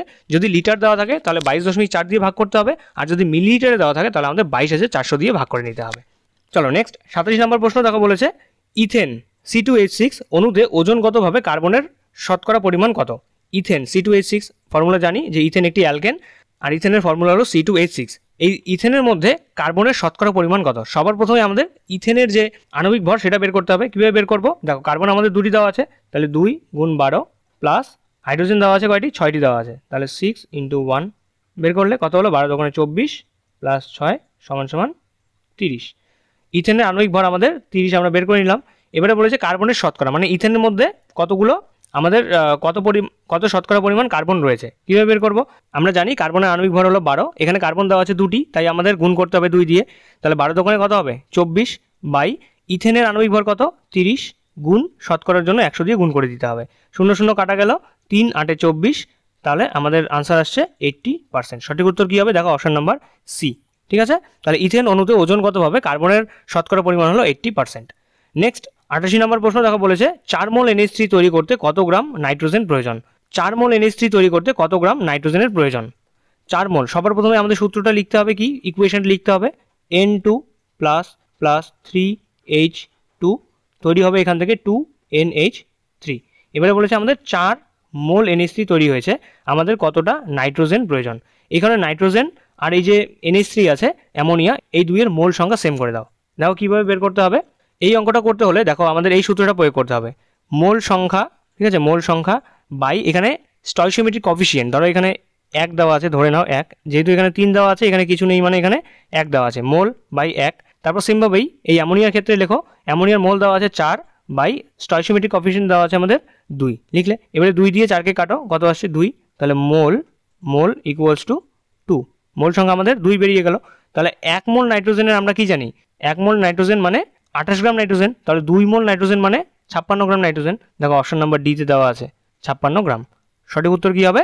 56 গ্রাম। 4 মোল NH3 তৈরি করতে আমাদের 56 গ্রাম নাইট্রোজেনের প্রয়োজন। নেক্সট 89 নম্বর প্রশ্ন, বলেছে H2 + Cl2 = 2HCl। এটা একটা ইকুয়েশন দেওয়া আছে। এই বিক্রিয়াটিতে বিক্রিয়ক হলো, অপশন আছে H2 এবং Cl2 নাকি HCl। দেখো ইকুয়েশনের বাদিকে যেটা থাকে সেটাকে আমরা বিক্রিয়ক বলে থাকি, আর ডান দিকে যেটা থাকে সেটাকে আমরা বিক্রিয়াজাত পদার্থ বলে থাকি। এখানে আমাদের বলেছে বিক্রিয়ক কোনটি? বিক্রিয়ক হলো H2 আর Cl2, মানে H2 এবং Cl2 এই দুই বিক্রিয়া করে একটা পদার্থ উৎপন্ন করছে, যেটাকে আমরা বিক্রিয়াজাত পদার্থ বলবো। তাহলে সঠিক উত্তর কী হবে? অপশন নাম্বার বি, H2 এবং Cl2। নেক্সট 90 নম্বর প্রশ্ন, বলেছে তাপের সর্বোত্তম এবং নিকৃষ্ট পরিবাহী হলো, অপশন আছে Ag and Pb, Cu and Al, As and Au নাকি Cu and Au। Ag হলো সিলভার, পিবি হলো লেড বা সীসা, সিইউ হলো কপার, এএল হলো অ্যালুমিনিয়াম, এএস হলো আর্সেনিক, এইউ হলো সোনা, সিইউ কপার, এইউ সোনা। সঠিক উত্তর কী হবে? সকলে দিয়েছ, সঠিক উত্তর হবে অপশন নাম্বার এ। ঠিক আছে, এজি মানে রূপা হলো তাপের সর্বোত্তম পরিবাহী, আর পিবি লেড এটি হলো নিকৃষ্ট পরিবাহী। ঠিক আছে, মনে রাখবে, কোশ্চেনটা কিন্তু খুব ইম্পর্টেন্ট। নেক্সট 91 নম্বর প্রশ্ন, বলেছে উলের জামা কাপড় শরীর গরম রাখতে সাহায্য করে কেন? অপশন আছে উল তাপের সুপরিবাহী নয়, উল শরীরে তাপমাত্রা বৃদ্ধিতে সাহায্য করে, উল শরীরে তাপমাত্রা কমিয়ে দেয়, নাকি উপরের সবকটি। এখানে সঠিক উত্তর হবে অপশন নাম্বার এ, উল তাপের সুপরিবাহী নয়। এই কারণেই আমরা উলের জামাকাপড় ঠান্ডার সময় পরে থাকি। নেক্সট 92 নম্বর প্রশ্ন, বলেছে নিম্নলিখিত কোন পদার্থটি তাপের সুপরিবাহী কিন্তু তড়িতের অন্তরক, মানে তাপ যেতে দেবে কিন্তু তড়িৎ যেতে দেবে না। অপশন আছে অভ্র, সীসা, সিলিকন নাকি বিসমাথ। খুব ইজি এবং খুব ইম্পর্টেন্ট একটা কোশ্চেন। সঠিক উত্তর হবে এখানে অপশন নাম্বার এ, অভ্র। ঠিক আছে, অভ্র হলো তাপের সুপরিবাহী, মানে অভ্রের মধ্যে দিয়ে তাপ যাতায়াত করতে পারবে কিন্তু তড়িৎ যাতায়াত করতে পারবে না। চলো নেক্সট 93 নম্বর প্রশ্ন, বলেছে এসআই পদ্ধতিতে তাপ পরিবাহিতার একক কি? এটা তাপ হবে, তার নয়। তাপ পরিবাহিতার একক কি? অপশন দেখো দেওয়া আছে joule per kelvin, metre per kelvin, watt per metre per kelvin নাকি ওয়াট পার মিটার কেলভিন। সঠিক উত্তর হবে option number C, watt per metre per kelvin. ঠিক আছে, এখানে এম হলো মিটার, ডব্লিউ হলো ওয়াট, কে হলো কেলভিন। তাপ পরিবাহিতার একক হলো watt per metre per kelvin. Next 94 নম্বর প্রশ্ন, বলেছে আদর্শ গ্যাসের প্রসারণের সময় প্রাথমিক উষ্ণতা কত ধরা হয়? গ্যাসের যখন এক্সপ্যানশন হবে তখন প্রাথমিক উষ্ণতাটা আমরা কত ধরবো? অপশন দেওয়া আছে 0 কেলভিন, 0 ডিগ্রি সেন্টিগ্রেড, যে কোনো উষ্ণতা নাকি কোনোটিই নয়। গ্যাসের প্রসারণের সময় আমরা যে প্রাথমিক উষ্ণতা ধরি সেটা হলো 273 কেলভিন। 273 কেলভিন মানে 0 degree centigrade. Option number B আমাদের রাইট আনসার। ঠিক আছে, তাহলে 0 ডিগ্রি সেন্টিগ্রেড অথবা 273 কেলভিন উষ্ণতায় গ্যাসের প্রসারণকে আমরা নির্ণয় করে থাকি। নেক্সট 95 নম্বর প্রশ্ন বলেছে আপতন কোণ যদি 55 ডিগ্রি হয় তাহলে প্রতিফলন কোণের মান কত হবে। খুব ইজি কোশ্চেন এবং কনসেপচুয়াল একটা কোশ্চেন। আলোর চ্যাপ্টারে আমরা পড়েছি যে আপতন কোণ যা হবে প্রতিফলন কোণের মান তাই হবে। এখানে একটা রশ্মি আপতিত হলো, অবিলম্বের সাথে যে কোণ করবে সেটাকে আমরা আপতন কোণ বলবো, আর প্রতিফলিত রশ্মির সাথে অবিলম্ব যে কোণ করবে সেটাকে আমরা প্রতিফলন কোণ বলবো। তাহলে আপতিত রশ্মি অবিলম্বের সাথে যে কোণ করে থাকে সেটাকে আপতন কোণ বলি। এই আপতন কোণের মান এবং প্রতিফলন কোণের মান কিন্তু একই হয়। তাই আমাদের এখানে আপতন কোণের মান দেওয়া আছে 55 ডিগ্রি, তাহলে প্রতিফলন কোণের মান কত হবে? অপশন নাম্বার বি হবে রাইট আনসার 55 ডিগ্রি। ঠিক আছে, অনেকেই এখানে 90 ডিগ্রি কমপ্লিট করার জন্য এই 35 ডিগ্রিটাকে রাইট আনসার হিসেবে চুজ করে, এটা কিন্তু একেবারেই ভুল। 90 ডিগ্রির কোনো কনসেপ্ট এখানে নেই। সবসময় মনে রাখবে যে আপতন কোণ যা হবে প্রতিফলন কোণও তাই হবে। নেক্সট 96 নম্বর প্রশ্ন বলেছে নিচের কোন অক্ষরটি দর্পণে পৃথক দেখাবে, অর্থাৎ নিচের কোন অক্ষরটির পার্শ্ব পরিবর্তন দেখা যাবে। একটা দর্পণ আছে এখানে, সমতল দর্পণ, এই সমতল দর্পণের মধ্যে কোন অক্ষরটার পার্শ্ব পরিবর্তন হবে। দেখো এম কে যদি এখানে রাখি এটা কিন্তু এখানেও এরকমই দেখাবে, সেম দেখাবে। ডব্লিউ কেও এখানে রাখলে ডব্লিউ কেও সেম দেখাবে। তারপর এ কে যদি রাখি এও এখানে সেমই দেখাবে। কিন্তু এন এর ক্ষেত্রে দেখো পার্শ্ব পরিবর্তন হয়, কীরকম হয় দেখতে? অনেকটা এরকম হবে। তাহলে এটা কিন্তু এন নয়, এটা দেখে আমরা বুঝতে পারবো না যে এটা এন। বলেছে নিচের কোন অক্ষরটি দর্পণে পৃথক দেখাবে, রাইট আনসার হবে option number D N K. ঠিক আছে, অর্থাৎ আমাদের এই প্রশ্নের মাধ্যমে বলেছে যে কোন অক্ষরটির পার্শ্ব পরিবর্তন হয়। বোঝা গেল? নেক্সট 97 নম্বর প্রশ্ন বলেছে সমতল দর্পণে রশ্মির আপতন কোণ কত হলে রশ্মির চ্যুতি কোণ 90 ডিগ্রি হবে। সমতল দর্পণে একটা সমতল দর্পণ আছে, এই সমতল দর্পণে রশ্মির আপতন কোণ কত হলে রশ্মির চ্যুতি 90 ডিগ্রি হবে। অপশন আছে 90 ডিগ্রি, 180 ডিগ্রি, 45 ডিগ্রি নাকি 22 হাফ ডিগ্রি। দেখো ধরো এটা একটা দর্পণ, ঠিক আছে, সমতল দর্পণ, এটা হলো অবিলম্ব। এখানে একটা রশ্মি আপতিত হয়েছে, এখানে যদি দর্পণ না থাকতো তাহলে এই রশ্মিটি কিন্তু এইদিকে চলে যেত, কিন্তু অ্যাকচুয়ালি এখানে প্রতিফলন হয়ে এটা বাইরের দিকে বেরিয়ে যাবে। এবারে এই আপতন কোণের মান যদি আমাদের 45 ডিগ্রি হয় তাহলে কিন্তু এই যেটা অ্যাকচুয়ালি যেদিকে রশ্মি বেরিয়ে যেত তার সাথে প্রতিফলিত রশ্মির মাঝের যে কোণটা সেটা হয়ে যায় 90 ডিগ্রি, আর এই অ্যাঙ্গেলটাকেই আমরা চ্যুতি কোণ বলে থাকি। তাহলে সঠিক উত্তর কী হবে? Option number C. ঠিক আছে, 45 ডিগ্রি। সমতল দর্পণে রশ্মির আপতন কোণ যদি 45 ডিগ্রি হয় তাহলে রশ্মির চ্যুতি কোণ হবে 90 ডিগ্রি অথবা ডেভিয়েশন হবে 90 ডিগ্রি। নেক্সট 98 নম্বর প্রশ্ন বলেছে কোন রশ্মির বেগ আলোর বেগের সমান। খুব ইম্পর্টেন্ট, আলোর বেগের সমান কোন রশ্মির বেগ? অপশন আছে বোজন রশ্মি, গামা রশ্মি, বিটা রশ্মি নাকি আলফা রশ্মি। সঠিক উত্তর হবে এখানে অপশন নাম্বার এ, বোজন রশ্মির বেগ আলোর বেগের সমান কত? 3 × 10⁸ মিটার পার সেকেন্ড। নেক্সট 99 নম্বর প্রশ্ন বলেছে আলোর কোন ধর্মের জন্য বর্ণালী গঠিত হবে। অপশন আছে প্রতিসরণ, বিচ্ছুরণ, প্রতিফলন নাকি অভ্যন্তরীণ পূর্ণ প্রতিফলন। মানে বর্ণালী গঠিত হয় মানে এই যে রংধনু যে আছে, আলোর কোন ধর্মের জন্য রংধনু সৃষ্টি হয়? আমরা সকলেই জানি সঠিক উত্তর হবে অপশন নাম্বার বি, বিচ্ছুরণ। ঠিক আছে, বিচ্ছুরণের জন্যই রংধনু তৈরি হয়। আর এটাও আমরা পড়েছি যে প্রাকৃতিক বিচ্ছুরণের দৃষ্টান্ত হলো রামধনু। নেক্সট 100 নম্বর প্রশ্ন বলেছে গাড়ির পিছনের দিকের দৃশ্য দেখার জন্য কী রকম দর্পণ ব্যবহার করা হবে। গাড়ির পিছনে আমরা যে এই যে লুকিং গ্লাস যে ব্যবহার করে থাকি, এই লুকিং গ্লাসে কী ধরনের দর্পণ ব্যবহার করা হয়? অপশন আছে উত্তল, অবতল, সমতল নাকি অসমতল। সঠিক উত্তর হবে এখানে অপশন নাম্বার এ, উত্তল দর্পণ। কারণ উত্তল দর্পণের ক্ষেত্রে দৃশ্যমান যে ক্ষেত্র আছে, ভিজুয়াল এরিয়া, সেই এরিয়াটা বড় হয়, তাই গাড়ির পেছনের দিকের দৃশ্য দেখার জন্য আমরা উত্তল দর্পণ ব্যবহার করে থাকি। আমরা 100টা কোশ্চেন কমপ্লিট করে নিয়েছি, মানে আমাদের সেকেন্ড থার্ড পার্ট আমাদের কমপ্লিট হয়ে গিয়েছে। 3 ভাগে 2 ভাগ আমরা কমপ্লিট করে নিয়েছি, আর 1 ভাগ রয়েছে। এই পার্টটুকু আমরা খুব তাড়াতাড়ি খুব ভালোভাবে সলভ করে নিই। চলো 1 নম্বর প্রশ্ন বলছে বাতাস থেকে কাচে আলো প্রতিষ্ঠিত হলে কোনটি পরিবর্তিত হয়। বাতাস থেকে যখন আলো কাচ মাধ্যমে যাবে বা প্রতিষ্ঠিত হবে কাচ মাধ্যমে, তখন নিচের কোনটি পরিবর্তিত হবে? অপশন আছে কম্পাঙ্ক ও তরঙ্গ দৈর্ঘ্য, কম্পাঙ্ক ও গতি, তরঙ্গ দৈর্ঘ্য ও গতি নাকি কম্পাঙ্ক, তরঙ্গ দৈর্ঘ্য, গতি। এখানে আমরা অপশন এলিমিনেশনের মাধ্যমে এটা আনসার বের করব। সবার প্রথমেই বলে রাখি যে ফ্রিকোয়েন্সি বা কম্পাঙ্ক যে রয়েছে সেটি কিন্তু মাধ্যমের উপর নির্ভরশীল নয়। ঠিক আছে, মাধ্যম ইন্ডিপেন্ডেন্ট বা মিডিয়াম ইন্ডিপেন্ডেন্ট যে কোনো মাধ্যমই হোক না কেন, সব মাধ্যমে আলোর বা শব্দের যে ফ্রিকোয়েন্সি বা কম্পাঙ্ক সেটা একই থাকে। তাহলে বাতাস থেকে কাচ মাধ্যমে গেলে কম্পাঙ্কের কোনোরূপ পরিবর্তন হবে না। তাহলে এখানে দেখো এ হচ্ছে না, বি হচ্ছে না, ডিও হচ্ছে না। সঠিক উত্তর কি হবে? অপশন নাম্বার সি, তরঙ্গ দৈর্ঘ্য এবং গতির মধ্যে পরিবর্তন দেখা দিতে পারে কিন্তু কম্পাঙ্কের মধ্যে কোনোরূপ পরিবর্তন হবে না। নেক্সট 2 নম্বর প্রশ্ন বলেছে মরীচিকার সৃষ্টি হয় আলোর কিসের জন্য? আলোর কোন ঘটনার জন্য মরুভূমিতে মরীচিকার সৃষ্টি হয়? অপশন আছে প্রতিফলনের জন্য, প্রতিসরণের জন্য, অভ্যন্তরীণ পূর্ণ প্রতিফলনের জন্য নাকি কোনোটি নয়। খুব ইম্পর্টেন্ট কোশ্চেন, এটা কিন্তু আসতেই পারে। সঠিক উত্তর হবে অপশন নাম্বার সি, অভ্যন্তরীণ পূর্ণ প্রতিফলন অথবা টোটাল ইন্টারনাল রিফ্লেকশন।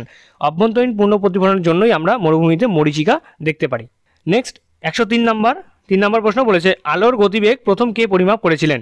অপশন আছে আইনস্টাইন, নিউটন, রোমার নাকি গ্যালিলিও। আলোর গতিবেগ এই যে আমরা জানলাম যে 3 × 10⁸, ঠিক আছে, আলোর গতিবেগ, এই আলোর গতিবেগ সর্বপ্রথম কে পরিমাপ করেছিলেন? সঠিক উত্তর হবে অপশন নাম্বার সি, বিজ্ঞানী রোমার আলোর গতিবেগ সর্বপ্রথম পরিমাপ করেছিলেন। নেক্সট 104 নম্বর প্রশ্ন বলেছে একটি দাগ দেওয়া ঘড়ির ক্ষেত্রে যখন 6টা বাজে তখন দর্পণে দেখলে কটা বাজবে বলে মনে হচ্ছে? এটা একটা ঘড়ি দেওয়া আছে, এই ঘড়িতে কটা বাজছে? এখন 6টা বাজছে, 6টা বাজছে। তাহলে যদি এটা আমরা একটা সমতল দর্পণে দেখি তাহলে এই দিকে যে ছবিটি তৈরি হবে এই ছবিতে কটা বাজছে বলে মনে হবে? অপশন আছে 12টা, 9টা, 6টা নাকি 3টে। খুব ইজি, যখনই তোমাদের ঘন্টায় দেওয়া থাকবে তখন তোমরা 12 দিয়ে মাইনাস করে দেবে, ঠিক আছে? 12 থেকে মাইনাস করে দেবে। তাহলে আমাদের 6টা পাচ্ছে, 6 ঘন্টা। তাহলে এখানে 12 থেকে 6 বিয়োগ করে দাও, কত আসছে? 6। তাহলে আমাদের প্রতিবিম্ব যে সৃষ্টি হবে সেই প্রতিবিম্বের মধ্যে কিন্তু 6টাই বাজছে, এটা দেখাবে। এবারে যদি এখানে লেখা থাকতো যে একটি দাগ দেওয়া ঘড়ির ক্ষেত্রে যখন 9টা বাজে তখন দর্পণে দেখলে কটা বাজবে মনে হয়? 12 থেকে 9 বিয়োগ করে দাও, 3, তা 3টে বাজবে বলে মনে হয়, ঠিক আছে? তাহলে 6টা বাজলে দেখা যাবে 6টাই বাজছে। সঠিক উত্তর কী হবে? Option number C. নেক্সট 105 নম্বর প্রশ্ন বলেছে কোনো সমতল দর্পণ থেকে বস্তু 12 মিটার দূরে থাকলে দর্পণ থেকে তার প্রতিবিম্ব কত দূরে সৃষ্টি হবে? একটা সমতল দর্পণ দেওয়া আছে, এই সমতল দর্পণ থেকে 12 মিটার দূরে কোনো জায়গায় একটা বস্তু আছে, তাহলে যে প্রতিবিম্বটা সৃষ্টি হবে দর্পণের পেছনে সেই প্রতিবিম্বের দূরত্ব দর্পণ থেকে কত মিটার হবে এটা আমাদের বের করতে হবে। অপশন দেওয়া আছে 10 মিটার, 6 মিটার, 24 মিটার নাকি 12 মিটার। দর্পণ থেকে বস্তুর দূরত্ব যা হয় সমতল দর্পণের ক্ষেত্রে, সমতল দর্পণ থেকে বস্তুর দূরত্ব যা হয় সমতল দর্পণ থেকে প্রতিবিম্বের দূরত্ব তাই হবে। তাহলে বস্তুর দূরত্ব দেওয়া আছে এখানে 12 মিটার, তাহলে আমাদের প্রতিবিম্বের দূরত্ব হয়ে যাবে 12 মিটার। সঠিক উত্তর হবে অপশন নাম্বার ডি, ঠিক আছে? খুব ইজি কোশ্চেন। নেক্সট 106 নম্বর প্রশ্ন বলেছে কণার তরঙ্গ ধর্মের আবিষ্কর্তা কে? কণার তরঙ্গ ধর্মের আবিষ্কর্তা। অপশন আছে বিজ্ঞানী আইনস্টাইন, বিজ্ঞানী উলার, ডি ব্রগলি নাকি ম্যাক্সওয়েল। সঠিক উত্তর হবে option number C, de Broglie, ঠিক আছে? কণার তরঙ্গ ধর্মের আবিষ্কার করেছিলেন, ওয়েব পার্টিকেল নেচার আবিষ্কার করেছিলেন ডি ব্রগলি। নেক্সট 107 নম্বর প্রশ্ন বলেছে অপটিক্যাল ফাইবার কোন নীতির উপর কাজ করে? অপশন আছে প্রতিসরণ, অভ্যন্তরীণ পূর্ণ প্রতিফলন, বিয়োগ নাকি ব্যতিচার। অপটিক্যাল ফাইবার এটা তোমাদের আগে করানো হয়েছিল, ডিটেলসে বোঝানো হয়েছিল যে অপটিক্যাল ফাইবার কি, অ্যাকচুয়ালি এটার কাজ কি। এই অপটিক্যাল ফাইবার কোন নীতির উপরে কাজ করে? সঠিক উত্তর কী হবে? অপশন নাম্বার বি, অভ্যন্তরীণ পূর্ণ প্রতিফলন বা টোটাল ইন্টারনাল রিফ্লেকশন, ঠিক আছে? এরকম দেখিয়েছিলাম তোমাদের যে এইভাবে তথ্য স্থানান্তরিত হয় বা আলো স্থানান্তরিত হয়। তাহলে অপটিক্যাল ফাইবার অভ্যন্তরীণ পূর্ণ প্রতিফলন যে নীতি আছে এই নীতির উপরে কাজ করে থাকে। আর এই অভ্যন্তরীণ পূর্ণ প্রতিফলনের জন্যই আমরা মরীচিকা দেখতে পারি, এটাও কিন্তু আমরা জানলাম। নেক্সট 108 নম্বর প্রশ্ন বলেছে রমন এফেক্ট এর কারণ কি? অপশন আছে ইলেকট্রনের সাথে ফোটনের অস্থিতিস্থাপক সংঘর্ষ, ইলেকট্রনের সাথে ফোটনের স্থিতিস্থাপক সংঘর্ষ, অণুর সাথে ফোটনের অস্থিতিস্থাপক সংঘর্ষ নাকি অণুর সাথে ফোটনের স্থিতিস্থাপক সংঘর্ষ। রমন এফেক্টের কারণ কি? সঠিক উত্তর হবে এখানে অপশন নাম্বার সি, অণুর সাথে ফোটনের অস্থিতিস্থাপক সংঘর্ষ হলো রমন ইফেক্টের কারণ। নেক্সট 109 নম্বর প্রশ্ন বলেছে কোনটি তরঙ্গ দৈর্ঘ্য সবচেয়ে বেশি? রেডিও তরঙ্গ, এক্স রশ্মি, গামা রশ্মি নাকি মাইক্রোওয়েভ। তোমাদের সমস্ত তরঙ্গ সমস্ত রশ্মির জন্য যে ট্রিকটি সেটা আমি আগেই বলে দিয়েছিলাম, এবারও বলছি। গাড়ি x UV in my range, গাড়ির জন্য গামা, এক্স এর জন্য এক্স রশ্মি, ইউ এর জন্য আলট্রাভায়োলেট, ভির জন্য ভিজিবল, গাড়ি এক্স ইউভি ইনের জন্য ইনফ্রারেড, মাইক্রোওয়েভ, আর এর জন্য রেঞ্জ হলো রেডিও ওয়েভ। এবারে গামা থেকে যখন আর এর দিকে যাবো বা রেডিও ওয়েভের দিকে যাবো এখানে আমাদের ল্যামডার মানটা বাড়বে আর আমাদের কম্পাঙ্ক সেটা কমতে থাকবে। এবারে বলেছে কোনটি তরঙ্গ দৈর্ঘ্য বা ওয়েভলেন্থ সব থেকে বেশি। দেখো গামার থেকে যখন আমরা রেডিও ওয়েভের দিকে যাবো এখানে আমার তরঙ্গ দৈর্ঘ্য ধীরে ধীরে বাড়তে থাকবে, মানে রেডিও ওয়েভের তরঙ্গ দৈর্ঘ্য ম্যাক্সিমাম হবে, সবচেয়ে বেশি হবে রেডিও ওয়েভের। সঠিক উত্তর দেখা হবে অপশন নাম্বার এ। বোঝা গেল? চলো নেক্সট 110 নম্বর প্রশ্ন বলেছে অভ্যন্তরীণ পূর্ণ প্রতিফলনের ক্ষেত্রে আলো কোন মাধ্যম থেকে কোন মাধ্যমে যায়? অভ্যন্তরীণ পূর্ণ প্রতিফলন অথবা টোটাল ইন্টারনাল রিফ্লেকশনের ক্ষেত্রে আলো কোন মাধ্যম থেকে কোন মাধ্যমে যাবে? অপশন দেওয়া আছে ঘন থেকে ঘন, লঘু থেকে লঘু, লঘু থেকে ঘন নাকি ঘন থেকে লঘু। সঠিক উত্তর হবে অপশন নাম্বার ডি, ঘন মাধ্যম থেকে যদি লঘু মাধ্যমে যায় তাহলেই কিন্তু অভ্যন্তরীণ পূর্ণ প্রতিফলন হওয়ার চান্স থাকে। নেক্সট 11 নম্বর প্রশ্ন বলেছে সুস্থ ও স্বাভাবিক চোখের নিকট বিন্দু হলো। সুস্থ স্বাভাবিক একজনের চোখের নিকট বিন্দু কি হতে পারে? অপশন দেওয়া আছে 35 সেন্টিমিটার, 15 সেন্টিমিটার, 25 সেন্টিমিটার নাকি 45 সেন্টিমিটার। সঠিক উত্তর হবে এখানে অপশন নাম্বার সি, 25 সেন্টিমিটার। ঠিক আছে, 25 সেন্টিমিটার যদি একটা স্কেল নাও, সেই স্কেলের মধ্যে তোমরা 25 সেন্টিমিটার পর্যন্তই কোনো একটা বস্তুকে দেখতে পারবে। এর থেকে যদি কম ডিস্টেন্সে নিয়ে আসো, 15 সেন্টিমিটার যদি নিয়ে আসো, তাহলে কিন্তু সেই বস্তুটাকে ভালো মতো দেখতে পাওয়া যাবে না। তাহলে আমাদের চোখের নিকট বিন্দু আমরা যে একদম কাছের যে যতটা দূরত্ব পর্যন্ত দেখতে পারি সেটা হলো 25 সেন্টিমিটার। নেক্সট 112 নম্বর প্রশ্ন বলেছে ফিউজ তারের পদার্থটির বিশেষত্বতা কি? অপশন আছে নিম্ন গলনাঙ্ক, উচ্চ রোধ, উচ্চ স্থিতিস্থাপকতা নাকি উচ্চ গলনাঙ্ক। সঠিক উত্তর হবে এখানে অপশন নাম্বার এ, নিম্ন গলনাঙ্ক। ঠিক আছে, গলনাঙ্ক অনেক কম হয়। ফিউজ তারের মধ্যে দিয়ে যদি অত্যাধিক পরিমাণে তড়িৎ প্রবাহিত হয় তাহলে সেই তারটি তৎক্ষণাৎ গরম হয়ে যাবে, আর বেশি গরম হওয়ার ফলে এর যেহেতু নিম্ন গলনাঙ্ক তাই ফিউজ তারটি গলে যায়। ঠিক আছে, আর এইভাবেই ফিউজ তার বর্তনী বিচ্ছিন্ন করে আমাদের ঘরের যে সমস্ত টিভি ফ্রিজ রয়েছে সেগুলোকে হাই ভোল্টেজ থেকে রক্ষা করে। ঠিক আছে, নেক্সট 113 নম্বর প্রশ্ন বলেছে অ্যামিটারের যন্ত্রের সাহায্যে কি মাপা হয়। এটা তো আমাদের আগেই একটা কোশ্চেন আমি বলে দিয়েছি, এখানে সময় নষ্ট করবো না, অপশনগুলো আমি পড়ছি না, সরাসরি বলে দিচ্ছি যে অ্যামিটার যন্ত্রের সাহায্যে আমরা তড়িৎ প্রবাহ মাত্রা পরিমাপ করে থাকি। ঠিক আছে, সঠিক উত্তর হবে অপশন নাম্বার এ। নেক্সট 114 নম্বর প্রশ্ন বলেছে ট্রান্সফরমার ব্যবহার করা হয়। ট্রান্সফরমার আমরা কেন ব্যবহার করে থাকি? অপশন আছে এসি ভোল্টেজ বৃদ্ধি ও হ্রাসের জন্য, এসিকে ডিসিতে রূপান্তরিত করার জন্য, ডিসি ভোল্টেজ নিয়ন্ত্রণ করার জন্য, নাকি কোনোটি নয়। এখানে সঠিক উত্তর হবে অপশন নাম্বার এ, এসি ভোল্টেজ বৃদ্ধি বা হ্রাসের জন্য আমরা ট্রান্সফরমার ব্যবহার করে থাকি, আর এসিকে ডিসিতে রূপান্তরিত করার জন্য আমরা রেকটিফায়ার ব্যবহার করে থাকি। ঠিক আছে, নেক্সট 115 নম্বর প্রশ্ন বলেছে নিচের কোনটি অভ্যন্তরীণ রোধ সর্বাধিক? নিচের কোন যন্ত্রটির অভ্যন্তরীণ রোধ সর্বাধিক হবে? অপশন আছে ভোল্টমিটার, মিলি অ্যামমিটার, গ্যালভানোমিটার, নাকি অ্যামমিটার। অভ্যন্তরীণ রোধ বা ইন্টারনাল রেজিস্ট্যান্স সব থেকে বেশি হয় ভোল্টমিটারের, মনে রাখবে সরাসরি। সঠিক উত্তর হবে অপশন নাম্বার এ। নেক্সট 116 নম্বর প্রশ্ন বলছে অভ্রকে ইলেকট্রিক্যাল সামগ্রীতে বিশেষত ইলেকট্রিক আয়রনে ব্যবহার করা হয় কেন? এটার আনসার কিন্তু আমরা আগেই করে নিয়েছি, শুধুমাত্র ল্যাঙ্গুয়েজ চেঞ্জ করে দেওয়া আছে এখানে। অপশনগুলো পড়ে নাও। সঠিক উত্তর এখানে কি হবে? Option number C. ঠিক আছে, অভ্র তাপের সুপরিবাহী কিন্তু বিদ্যুতের কুপরিবাহী, তাই আমরা ইলেকট্রিক আয়রনে ব্যবহার করে থাকি। ইলেকট্রিক আয়রনে যে ধাতু আমরা ব্যবহার করব সেই ধাতুকে আমাদের তাপের সুপরিবাহী হতে হবে আর বিদ্যুতের কুপরিবাহী হতে হবে, তাই আমরা অভ্র ব্যবহার করে থাকি। ঠিক আছে, নেক্সট 117 নম্বর প্রশ্ন বলেছে ফিউজ ওয়্যারে থাকে। অপশন আছে টিন ও তামা, সীসা ও লোহা, লোহা ও তামা, নাকি টিন ও সীসা। কারেক্ট আনসার হলো অপশন নাম্বার ডি, টিন ও সীসা। ঠিক আছে, টিন ও সীসা মিলিয়ে ফিউজ তার তৈরি করা হয়। নেক্সট 118 নম্বর প্রশ্ন বলেছে একটি তারের মধ্য দিয়ে তড়িৎ প্রবাহ পাঠালে প্রথমে অ্যামিটারের পাঠ যা হয় কিছুক্ষণ পরে তা কমে যায় কেন? অপশন দেওয়া আছে তারের উষ্ণতা হ্রাস পায় বলে, তারের রোধ বৃদ্ধি পায় বলে, তারের রোধ হ্রাস পায় বলে, নাকি কোনো ব্যাখ্যাই নেই। দেখো আমরা যে বাড়িতে তারগুলো ব্যবহার করে থাকি সেই তারগুলো কি হয়? তড়িতের সুপরিবাহী, আর আমরা জানি কোনো পরিবাহীর ক্ষেত্রে যদি আমরা উষ্ণতা বৃদ্ধি করে দিই তাহলে রোধ বেড়ে যায়। এবারে যখন প্রথমে তড়িৎ প্রবাহ হয় তখন ধীরে ধীরে কি হয়, সেই তারের উষ্ণতা বাড়তে থাকে এবং তারের রোধ ধীরে ধীরে বাড়তে থাকে। এই জন্যই প্রথমের দিকে অ্যামিটারের রিডিংটা অনেক বেশি থাকলেও কিছুক্ষণ পরে কিন্তু এই তড়িৎ প্রবাহ মাত্রাটা কমে যায়, তাই অ্যামিটারের রিডিংও কমে যায়। এখানে আমাদের কারেক্ট আনসার কি হবে? অপশন নাম্বার বি, তারের রোধ বৃদ্ধি পায়। কেন? তড়িৎ প্রবাহের ফলে তারের মধ্যে উষ্ণতা বৃদ্ধি পায়, সেই জন্য তারের রোধ বৃদ্ধি পায়, তড়িৎ প্রবাহ মাত্রা কমে গিয়ে অ্যামিটারের রিডিংটা আমাদের কম দেখায়। নেক্সট 119 নম্বর প্রশ্ন বলেছে তড়িৎচালক বল পরিমাপ করা হয় কোন যন্ত্রের সাহায্যে? ইএমএফ ইলেকট্রোমোটিভ ফোর্স বা তড়িৎচালক বল আমরা কোন যন্ত্রের সাহায্যে পরিমাপ করে থাকি? অপশন দেওয়া আছে পোটেনশিওমিটার, ভোল্টামিটার, অ্যামিটার, নাকি ওহমমিটার। সঠিক উত্তর হবে অপশন নাম্বার এ, পোটেনশিওমিটারের সাহায্যে আমরা তড়িৎচালক বল পরিমাপ করে থাকি। আর বিভব পার্থক্য আমরা পরিমাপ করে থাকি ভোল্ট মিটারের সাহায্যে, সেটা কিন্তু ভোল্টামিটার নয়। এখানে দেখো দেওয়া আছে ভোল্টামিটার। ঠিক আছে, আমরা বিভব পার্থক্য পরিমাপ করে থাকি ভোল্ট মিটারের সাহায্যে। নেক্সট 120 নম্বর প্রশ্ন বলছে সংকট উষ্ণতায় অতিপরিবাহীর রোধ কি হয়? সংকট উষ্ণতা বা ক্রিটিক্যাল টেম্পারেচারে অতি পরিবাহী বা সুপার কন্ডাক্টরের রোধ কী হবে? অপশন আছে 0, অসীম, 1000 ওহম, নাকি 10,000 ওহম। সংকট উষ্ণতায় অতি পরিবাহী রোধ হবে 0। সঠিক উত্তর হবে অপশন নাম্বার এ। নেক্সট 121 নম্বর প্রশ্ন বলেছে নিম্নোক্ত কোনটি তাপ নিয়ামক রূপে পরমাণু চুল্লিতে ব্যবহার করা হয়? অপশন আছে ভারী জল বা D2O, ক্যাডমিয়াম, গলিত সোডিয়াম, নাকি গ্রাফাইট। তাপ নিয়ামক রূপে পরমাণু চুল্লিতে ব্যবহার করা হয় বা আমাদের নিউক্লিয়ার রিঅ্যাক্টরে আমরা নিচের কোনটি ব্যবহার করে থাকি? সঠিক উত্তর হবে অপশন নাম্বার সি, গলিত সোডিয়াম। গলিত সোডিয়ামকে তাপ নিয়ামক রূপে আমরা নিউক্লিয়ার রিঅ্যাক্টরে ব্যবহার করে থাকি। নেক্সট 122 নম্বর প্রশ্ন বলেছে এক্স রশ্মির আধান কত? অপশন আছে 0 বা নিস্তড়িত, 1 একক ধনাত্মক আধান, 1 একক ঋণাত্মক আধান, 2 একক ধনাত্মক আধান। এক্স রশ্মি, গামা রশ্মি, এই সমস্ত যে রশ্মি রয়েছে এই সমস্ত রশ্মি 0 বা নিস্তড়িত হয়। সঠিক উত্তর হবে অপশন নাম্বার এ।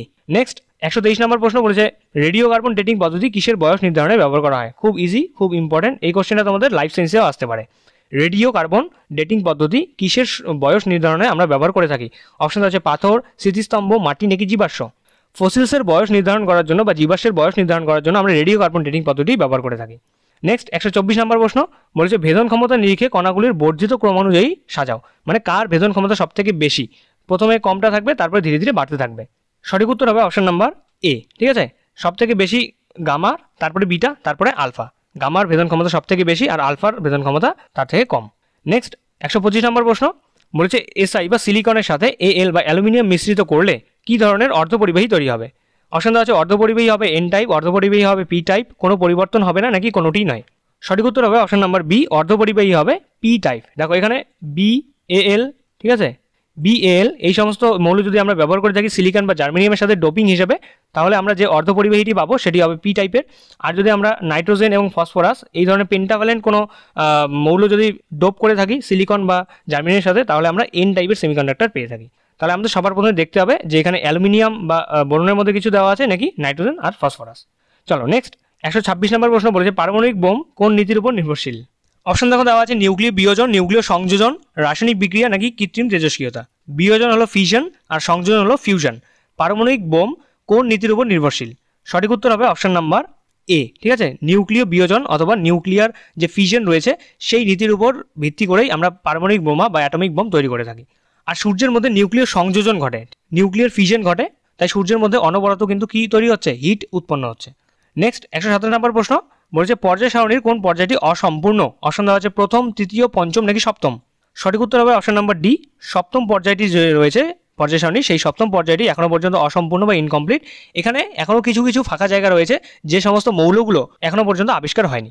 ঠিক আছে, নেক্সট 128 নম্বর প্রশ্ন বলছে আগুন নেভানোর জন্য কোন গ্যাস ব্যবহার করা হয়? অপশন দেওয়া আছে অক্সিজেন, নাইট্রোজেন, কার্বন ডাইঅক্সাইড নাকি কার্বন মনোক্সাইড। সবার প্রথমেই এখানে এ নাম্বার অপশনটা কেটে দাও। অক্সিজেন আগুন নেভানোর কাজে নয়, অক্সিজেন আগুন জ্বালানোর কাজে ব্যবহার করা হয়। এখানে আমাদের রাইট আনসার হবে অপশন নাম্বার সি। ঠিক আছে, কার্বন ডাইঅক্সাইড আগুন নেভানোর কাজে ব্যবহার করা হয়। ফায়ার এক্সটিংগুইজার যে রয়েছে সেখানে আমরা কার্বন ডাইঅক্সাইড ব্যবহার করে থাকি। নেক্সট 129 নম্বর প্রশ্ন বলছে কোনো নির্দিষ্ট পর্যায়ের বাদিক থেকে ডান দিকে গেলে পরমাণুর কোন পরিবর্তন ঘটে? এটা পর্যায় সারণী। এই পর্যায় সারণীর বাদিক থেকে ডান দিকে যদি আমরা যাই তাহলে এই মৌলগুলোর মধ্যে কোন ধর্মের পরিবর্তন দেখা যায়? অপশন আছে তড়িৎ ঋণাত্মকতা কমে, ধাতব ধর্ম বাড়ে, আকার কমে নাকি অধাতব ধর্ম কমে। দেখো তড়িৎ ঋণাত্মকতা কমবে না, বাদিক থেকে যত আমরা ডান দিকে যাব তড়িৎ ঋণাত্মকতা কি হয়? বাড়তে থাকে, কারণ ফ্লুরিন আমরা জানি সব থেকে বেশি তড়িৎ ঋণাত্মক একটা মৌল। তারপর ধাতব ধর্ম বাড়ে, একেবারেই ভুল। এখানে আমাদের সোডিয়াম থাকবে এই সাইডে, বাদিকে আমাদের সোডিয়াম থাকবে। আর আমরা জানি যে সোডিয়াম লিথিয়াম যে রয়েছে এগুলো ধাতু, এদের ধাতব ধর্ম বেশি, আর ফ্লুরিন হলো অধাতব। তাহলে বাদিক থেকে ডান দিকে গেলে অধাতব ধর্ম কিন্তু বাড়ে আর ধাতব ধর্ম কমে। তাহলে আমাদের এখানে এ হচ্ছে না, বি হচ্ছে না এবং ডিও হচ্ছে না। আর আকার আকার যত বাদিক থেকে ডান দিকে যাব আকার তত ধীরে ধীরে কমতে থাকবে। সঠিক উত্তর কি হবে? Option number C. চলো নেক্সট 130 নম্বর প্রশ্ন বলেছে জার্মান সিলভারে কোন ধাতুটি অনুপস্থিত? খুব ইম্পর্টেন্ট একটা কোশ্চেন, বারবার তোমাদের বলি যে জার্মান সিলভার আর হলো ডুরালুমিন, এই দুটি খুব ইম্পর্টেন্ট। কোশ্চেনে বলেছে জার্মান সিলভারে কোন ধাতুটি অনুপস্থিত। অপশন আছে তামা, দস্তা, সিলভার নাকি নিকেল। নামের মধ্যে একেবারেই যাবে না, জার্মান সিলভারের মধ্যে সিলভার পাওয়া যায় না। সঠিক উত্তর হবে অপশন নাম্বার সি। ঠিক আছে, আর ডুরালুমিনের মধ্যে কিন্তু অ্যালুমিনিয়াম পাওয়া যাবে। দুটো গুলিয়ে গেলেই শেষ। ডুরালুমিনকে যদি ভাবো যে ডুরালুমিন নামের মধ্যে লুমিন আছে তাহলে অ্যালুমিনা সেখানে থাকবে না, এটা কিন্তু ভুল। জার্মান সিলভারের মধ্যে সিলভার থাকে না, আর ডুরালুমিনে লুমিন আছে জন্যই ডুরালুমিনের মধ্যে অ্যালুমিনিয়াম পাওয়া যায়। নেক্সট 131 নম্বর প্রশ্ন বলেছে নিচের কোনটি দিয়ে ননস্টিক বাসনপত্র তৈরি করা হয়? অপশন আছে টেফলন, হীরা, গ্রাফাইট নাকি লোহা। ননস্টিক বাসনপত্র তৈরি করা হয় নিচের কোনটি দিয়ে? সঠিক উত্তর হবে অপশন নাম্বার এ, টেফলন। ঠিক আছে, টেফলনকে আমরা পলিটেট্রাফ্লুরোইথিলিন বলে থাকি। টেফলন হলো এক ধরনের পলিমার, আর টেফলনের মনোমার হলো টেট্রাফ্লুরোইথিলিন। নেক্সট 132 নম্বর প্রশ্ন বলেছে সিনাবার হলো কার আকরিক? সিনাবার হলো একটি আকরিক। কার আকরিক সিনাবার? অপশন আছে কপার, আয়রন, মার্কারি নাকি লেড বা সীসা। সঠিক উত্তর হবে অপশন নাম্বার সি, মার্কারির একটি আকরিক হলো সিনাবার। ইম্পর্টেন্ট, স্টামাক দিয়ে রাখলাম। নেক্সট 133 নম্বর প্রশ্ন বলেছে আধুনিক পর্যায় সারণীতে পর্যায়ের সংখ্যা কত? মডার্ন পিরিয়ডিক টেবিলে পর্যায়ের সংখ্যা বা পিরিয়ডিক সংখ্যা কত? অপশন আছে 9টি, 8টি, 7টি নাকি 10টি। আধুনিক বা মডার্ন পিরিয়ডিক টেবিলে পর্যায়ের সংখ্যা হলো 7টি আর গ্রুপের সংখ্যা হলো 18টি। নেক্সট 134 নম্বর প্রশ্ন বলেছে কোন ধাতুর লেপনের জন্য তড়িৎ বিশ্লেষ্য পদার্থরূপে পটাশিয়াম আর্জেন্টো সায়ানাইড ব্যবহার করা হয়? কোন ধাতুর লেপনের জন্য আমরা তড়িৎ বিশ্লেষ্য রূপে পটাশিয়াম আর্জেন্টো সায়ানাইড ব্যবহার করে থাকি? অপশনগুলো দেওয়া আছে, দেখো সিলভার, সোনা, নিকেল নাকি কপার। এখানে দেখো এই যে আর্জেন্টো যে আছে, আর্জেন্টো হলো এজি, আর এজি আমরা জানি যে এজি হলো সিলভার। তাহলে এই সিলভারের কোটিং বা সিলভারের লেপনের জন্য আমরা তড়িৎ বিশ্লেষ্য রূপে পটাশিয়াম আর্জেন্টো সায়ানাইড ব্যবহার করে থাকি। সঠিক উত্তর হবে অপশন নাম্বার এ। চলো নেক্সট 135 নম্বর প্রশ্ন বলেছে নিচের কোন উপাদান দ্বারা অক্সিজেন শোষিত হয়? অপশন দেওয়া আছে ক্ষারীয় পাইরোগ্যালেট দ্রবণ, অ্যাসিডযুক্ত ক্রোমাস ক্লোরাইড, উভয়ই নাকি কোনোটিই নয়। অক্সিজেন গ্যাসকে শোষণ করার জন্য আমরা ক্ষারীয় পাইরোগ্যালেট দ্রবণ এবং অ্যাসিডযুক্ত ক্রোমাস ক্লোরাইড এই দুইই ব্যবহার করে থাকি। সঠিক উত্তর হবে অপশন নাম্বার সি, উভয়ই। ঠিক আছে, চলো নেক্সট 136 নম্বর প্রশ্ন বলেছে কটি নিষ্ক্রিয় গ্যাস পাওয়া যাবে? 18 নং গ্রুপের যে সমস্ত মৌলগুলো আছে সেই সমস্ত মৌলকে আমরা নিষ্ক্রিয় গ্যাস বলে থাকি। আমাদের মডার্ন পিরিয়ডিক টেবিলে কয়টি নিষ্ক্রিয় গ্যাস পাওয়া যায়? অপশন আছে 4টি, 5টি, 6টি নাকি 7টি। কারেক্ট আনসার হবে অপশন নাম্বার ডি, 7টি। ঠিক আছে, নিষ্ক্রিয় গ্যাস কী কী বলেছিলাম? হিলিয়াম, নিয়ন, আর্গন, ক্রিপ্টন, জেনন, রেডন, 1, 2, 3, 4, 5, 6, আর একটা হলো অর্গানেশন। ঠিক আছে, ও জি, অর্গানেশন। তাহলে টোটাল 7টি নিষ্ক্রিয় গ্যাস আমরা মডার্ন পিরিয়ডিক টেবিলে পড়ে থাকি। নেক্সট 137 নম্বর প্রশ্ন বলেছে লাফিং গ্যাস হলো যে গ্যাস হাসতে সাহায্য করে। লাফিং গ্যাস কোন গ্যাসকে আমরা লাফিং গ্যাস বলে থাকি? অপশন আছে NO, N2O5, N2O নাকি NO3। সঠিক উত্তর হবে অপশন নাম্বার সি, N2O বা নাইট্রাস অক্সাইড। নাইট্রাস অক্সাইডকে আমরা লাফিং গ্যাস বলে থাকি। নেক্সট 138 নম্বর প্রশ্ন বলেছে ব্লিস্টার কপার হলো। অপশন আছে Cu এর আকরিক মানে কপারের আকরিক, বিশুদ্ধ কপার, অবিশুদ্ধ কপার নাকি কপারের সংকর ধাতু। ব্লিস্টার কপার ব্লিস্টার কপার হলো অবিশুদ্ধ কপার, ঠিক আছে। কারেক্ট আনসার হবে অপশন নাম্বার সি। নেক্সট 139 নম্বর প্রশ্ন বলছে নাইট্রোলিম কি? অপশন আছে জৈব সার, ঝাঁঝালো গন্ধযুক্ত বাদামি বর্ণের গ্যাস, বর্ণহীন গন্ধহীন গ্যাস নাকি অজৈব সার। নাইট্রোলিম হলো এক ধরনের জৈব সার, আর এর কিন্তু গন্ধ আছে। গন্ধটা কীরকম? অনেকটা অ্যামোনিয়ার মতো ঝাঁঝালো গন্ধযুক্ত হয়। তাহলে এখানে এবার অপশনগুলো চেক করো। নাইট্রোলিম হলো এক ধরনের জৈব সার, তাই অজৈবটা কেটে দাও। তারপর বর্ণহীন একেবারেই নয়, গন্ধহীন তো নয়ই। আর এখানে বলেছে ঝাঁঝালো গন্ধযুক্ত বাদামি বর্ণের গ্যাস, এটা ভুল, বাদামি বর্ণের গ্যাস নাইট্রোলিম নয়, ঠিক আছে। নাইট্রোলিম হলো জৈব সার বা অর্গানিক ফার্টিলাইজার। সঠিক উত্তর হবে অপশন নাম্বার এ। নেক্সট 140 নম্বর প্রশ্ন, আমরা প্রায় শেষের দিকে চলে এসেছি। 140 নম্বর প্রশ্নে দেখো কি বলা আছে, নিচের কোন মৌলের অণুতে দ্বিবন্ধন দেখা যাবে? অপশন আছে Cl2, N2, H2 নাকি O2। স্ট্রাকচারগুলো দেখিনি। দেখো Cl2-র ক্ষেত্রে আমরা এক বন্ধন দেখতে পারি, N2-র ক্ষেত্রে আমরা ত্রিবন্ধন দেখতে পারি, তারপর H2-র ক্ষেত্রে আমরা এক বন্ধন দেখতে পারি, আর O2-র ক্ষেত্রে আমরা দ্বিবন্ধন দেখতে পারি। আমাদের কোশ্চেনে কি বলেছে, কোন অণুতে দ্বিবন্ধন দেখা যাবে? তাহলে আমাদের সঠিক উত্তর কি হবে? অপশন নাম্বার ডি, O2, ঠিক আছে। অক্সিজেনের ক্ষেত্রে দ্বিবন্ধন দেখা যায়, নাইট্রোজেনের ক্ষেত্রে আমরা ত্রিবন্ধন দেখতে পারি, আর ক্লোরিনের ক্ষেত্রে আমরা এক বন্ধন দেখতে পারি। নেক্সট 141 নম্বর প্রশ্ন বলেছে নিচের কোনটি দুষ্ট মৌল? পিরিয়ডিক টেবিলের কোন মৌলটিকে দুষ্টু মৌল বলা হয়? অপশন হচ্ছে H2 মানে hydrogen, O2 oxygen, TH thorium, Hg হলো মার্কারি। সঠিক উত্তর হবে অপশন নাম্বার এ, হাইড্রোজেন, ঠিক আছে। হাইড্রোজেনকে আমরা দুষ্ট মৌল বলে থাকি, কারণ পিরিয়ডিক টেবিলে হাইড্রোজেনের কোনো নির্দিষ্ট স্থান নেই। পিরিয়ডিক টেবিলের বিভিন্ন মৌলের সাথে হাইড্রোজেনের যে বৈশিষ্ট্য সেটার মিল পাওয়া যায়, তাই হাইড্রোজেনকে পিরিয়ডিক টেবিলে কোনো একটা নির্দিষ্ট জায়গা দেওয়া সম্ভব হয়নি, এই জন্যই হাইড্রোজেনকে আমরা দুষ্ট মৌল বলে থাকি। নেক্সট 142 নম্বর প্রশ্ন বলেছে যেসব মৌলের পরমাণু ক্রমাঙ্ক 9, 17, 35, 53 তারা হলো। অপশন আছে নিষ্ক্রিয় মৌল, হ্যালোজেন মৌল, ক্ষার ধাতু নাকি ক্ষারীয় মৃত্তিকা ধাতু। তোমাদের বলেছিলাম যে 1 থেকে 20 পর্যন্ত মৌলগুলো তোমাদের পরপর মুখস্থ করতে হবে। কি কি ছিল? Hydrogen, helium, lithium, beryllium, boron, carbon, nitrogen, oxygen, fluorine, neon, sodium, magnesium, aluminium, silicon, phosphorus, sulphur, chlorine, argon, potassium, calcium. এবার এখানে দেখো 9 নম্বরে কে আসে? Hydrogen, helium, lithium, beryllium, boron, carbon, nitrogen, oxygen, fluorine, neon. 1, 2, 3, 4, 5, 6, 7, 8, 9। Fluorine আসছে 9 নম্বরে। এবারে ফ্লুরিনের নিচে ক্লোরিন আছে, ফ্লুরিনের হলো 9, ক্লোরিনের হলো 17। তাহলে ফ্লুরিন, ক্লোরিন এগুলো কি? এগুলো হলো এক ধরনের হ্যালোজেন মৌল।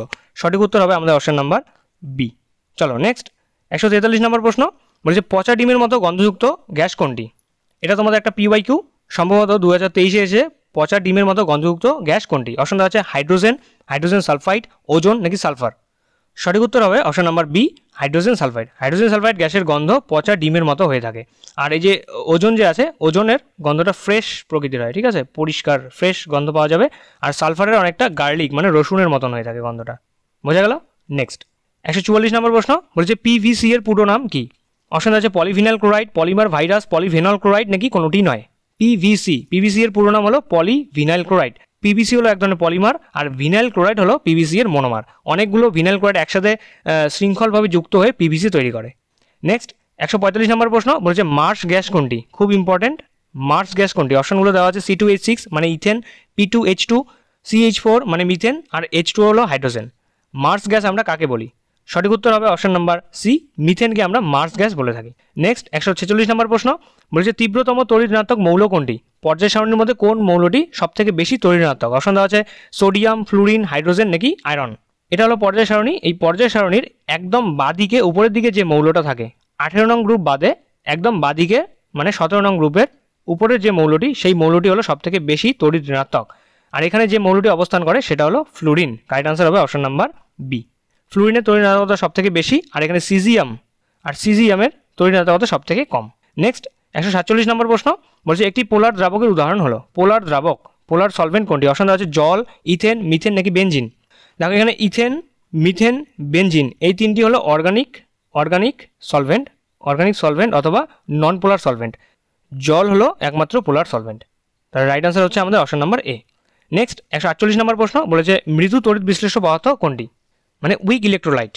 জলীয় দ্রবণে নিচের কোন যৌগটি পুরোপুরিভাবে ভেঙে যাবে না, আয়নে পুরোপুরিভাবে ভেঙে যাবে না? অপশন আছে NaCl, CH3COH। NaCl হলো সোডিয়াম ক্লোরাইড, CH3COH হলো অ্যাসিটিক অ্যাসিড, KOH হলো পটাশিয়াম হাইড্রোক্সাইড, CuSO হলো কপার সালফেট। মৃদু তড়িৎ বিশ্লেষ্য অথবা উইক ইলেকট্রোলাইট হলো option number B, CH3COOH acetic acid. এই COH কিন্তু কমপ্লিটলি আয়নে ভেঙে যায় না। NaCl জলীয় দ্রবণে কমপ্লিটলি ভেঙে যাবে Na+ এবং Cl- এ। তারপর KOH ভেঙে যাবে K+ অ্যান্ড OH-এ। তারপর CuSO4 ভেঙে যাবে Cu2+ প্লাস ASO4 2-এ। কিন্তু CH3COH পুরোপুরি ভেঙে যায় না। নেক্সট 149 নম্বর প্রশ্ন বলছে ক্লোরোফর্মের সংকেত কি? অপশন দেওয়া আছে CH3CH, এটা Cl হবে, CH3Cl। তারপর দেওয়া আছে CHCl3, CH2Cl2 নাকি কোনোটি নয়। ক্লোরোফর্মের সংকেত, সঠিক উত্তর হবে অপশন নাম্বার বি, CHCl3 কে আমরা ক্লোরোফর্ম বলে থাকি। নেক্সট 150 নম্বর প্রশ্ন বলেছে বর্তমানে বাল্ব বায়ুশূন্য না করে নিষ্ক্রিয় গ্যাস ভর্তি করা হয় কেন? অপশন আছে ফিলামেন্টের বাষ্পীভবন বেশি হয়, ফিলামেন্টের বাষ্পীভবন কম হয়, ফিলামেন্টের রোধ বেশি হয় নাকি ফিলামেন্টের রোধ কম হয়। বর্তমানে যে সমস্ত বাল্ব তৈরি করা হচ্ছে সেই সমস্ত বাল্ব কিন্তু বায়ুশূন্য না করে নিষ্ক্রিয় গ্যাস ভরা হয়, কারণ তাতে ফিলামেন্টের বাষ্পীভবন কম হবে। সঠিক উত্তর হবে অপশন নাম্বার বি। নেক্সট 151 নম্বর প্রশ্ন বলেছে ভূসমালয় উপগ্রহের ঘূর্ণনকাল কত? বা জিওট্রপিক যে স্যাটেলাইটগুলো রয়েছে সেই জিওট্রপিক স্যাটেলাইটের ঘূর্ণনকাল কত? অপশন দেওয়া আছে 1 দিন, 2 দিন, 3 দিন নাকি 25 দিন। কারেক্ট আনসার হবে এখানে অপশন নাম্বার এ, 1 দিন অথবা 24 ঘন্টা। 24 ঘন্টা, ঠিক আছে। নেক্সট 152 নম্বর প্রশ্ন বলেছে কোনো গ্রহ থেকে নির্গত কোনো বস্তুর মুক্তিবেগ কোন বিষয়ের উপর নির্ভর করবে? ধরো এটা আমাদের পৃথিবী, এই পৃথিবীর থেকে কোনো একটা বস্তুকে যদি আমরা ছুড়ে দিই তাহলে বস্তুটির মুক্তিবেগ কোন বিষয়ের উপর নির্ভর করবে? অপশন আছে বস্তুটির ভরের উপর, বস্তুটির বেগের উপর, গ্রহটির গড় ব্যাসার্ধের উপর নাকি কোনোটি নয়। কারেক্ট আনসার হবে অপশন নাম্বার সি, গ্রহটির গড় ব্যাসার্ধের উপর নির্ভর করবে, ঠিক আছে। নেক্সট 153 নম্বর প্রশ্ন বলেছে এক্স রশ্মি যার মধ্য দিয়ে যেতে পারে না। অপশন আছে মাংস, হাড়, লোহা নাকি সোনা। খুব ইজি কোশ্চেন, রাইট আনসার হবে অপশন নাম্বার বি, হাড়ের মধ্য দিয়ে যেতে পারে না, সেই জন্য আমরা হাড়ের ফ্র্যাকচার চিহ্নিত করার জন্য এক্স রশ্মি ব্যবহার করে থাকি। নেক্সট 154 নম্বর প্রশ্ন বলেছে একটি ঘড়ির স্প্রিংকে গোটালে কী ধরনের কাজ করে? অপশন আছে গতিশক্তি, স্থিতিশক্তি, তড়িৎ শক্তি নাকি চুম্বক শক্তি। মানে একটা স্প্রিংকে যদি আমরা গুটিয়ে রাখি অথবা টেনে দিই তাহলে সেই স্প্রিংয়ের মধ্যে কোন শক্তি সঞ্চিত হয়? সঠিক উত্তর হবে অপশন নাম্বার বি, স্থিতিশক্তি সঞ্চিত হবে। মানে আমরা যদি কোনো একটা স্প্রিংকে যদি গুটিয়ে নিই তাহলে সেটা প্রকৃতির বিরুদ্ধে হচ্ছে, যদি আমরা সেটাকে টেনে লম্বা করি সেটাও কিন্তু প্রকৃতির বিরুদ্ধে হচ্ছে। আর প্রকৃতির বিরুদ্ধে যে কাজটি আমরা করি না কেন তাতে কিন্তু সেই বস্তুর মধ্যে স্থিতিশক্তি সঞ্চিত হবে। রাইট আনসার হবে আমাদের অপশন নাম্বার বি। নেক্সট 155 নম্বর প্রশ্ন এবং আজকের আমাদের সেটের লাস্ট প্রশ্ন বলেছে চাপ দিয়ে 2 বা ততোধিক বরফখণ্ডকে জুড়ে দেওয়ার পদ্ধতিকে কি বলা হয়? অপশন আছে কঠিনীভবন, বিকিরণ, পুনঃশীলী ভবন নাকি কোনোটি নয়। চাপ দিয়ে 2টি বরফখণ্ডকে যদি আমরা ধরে রাখি কিছুক্ষণ তাহলে বরফখণ্ড দুটো একসাথে জুড়ে যাবে, এই ঘটনাকে আমরা কি বলি?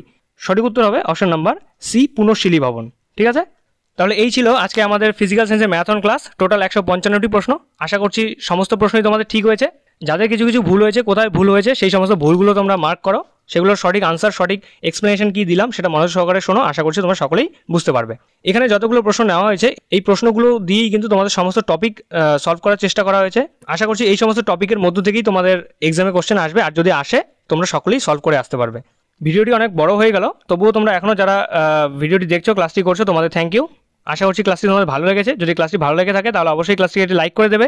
যদি তোমাদের জন্য সত্যি এই ক্লাস দুটো হেল্পফুল হয়ে থাকে তাহলে অবশ্যই কমেন্ট বক্সে জানাবে তোমাদের জন্য হেল্পফুল হয়েছে। আর তোমাদের বন্ধুবান্ধব যারা এএনএম জিএনএম 2024 এর জন্য প্রিপারেশন নিচ্ছে তাদের কাছে কিন্তু অবশ্যই ভিডিওটিকে শেয়ার করে দেবে। আর এই পিডিএফটি তোমরা কোথায় পাবে? ডেসক্রিপশনে টেলিগ্রাম গ্রুপের লিঙ্ক দেওয়া আছে, তোমরা টেলিগ্রাম গ্রুপে যাও, সেখানে জয়েন করো এবং সেখান থেকে তোমাদের প্রয়োজনীয় সমস্ত পিডিএফ তোমরা ডাউনলোড করে নিতে পারো। আমি বলবো তোমরা অবশ্যই এই লাইফ সায়েন্সের ম্যারাথন ক্লাসের পিডিএফ এবং এই ফিজিক্যাল সায়েন্সের ম্যারাথন ক্লাসের পিডিএফ তোমরা এই দুটো ডাউনলোড করে নেবে। এক্সাম হলে ঢোকার আগে পর্যন্ত তোমরা এই দুটো যদি একটু রিভিশন দিয়ে যাও তাহলে কিন্তু তোমাদের সমস্ত টপিক ধরো রিভাইজ করা হয়ে যাবে, ঠিক আছে। তাহলে তোমরা অবশ্যই এই দুই গ্রুপে জয়েন করো। যদি তোমাদের কোনো ডাউট থাকে তোমরা সেখানে তোমাদের ডাউটগুলো পোস্ট করতে পারো, তোমাদের সমস্ত ডাউট সলভ করে দেওয়া হবে। তাহলে ঠিক আছে, আজকের ক্লাস এই পর্যন্তই। দেখা হচ্ছে তোমাদের সাথে নেক্সট আরেকটি ভিডিওতে। ততদিনের জন্য বাই, পড়তে থাকো, ভালো থাকো এবং সুস্থ থাকো।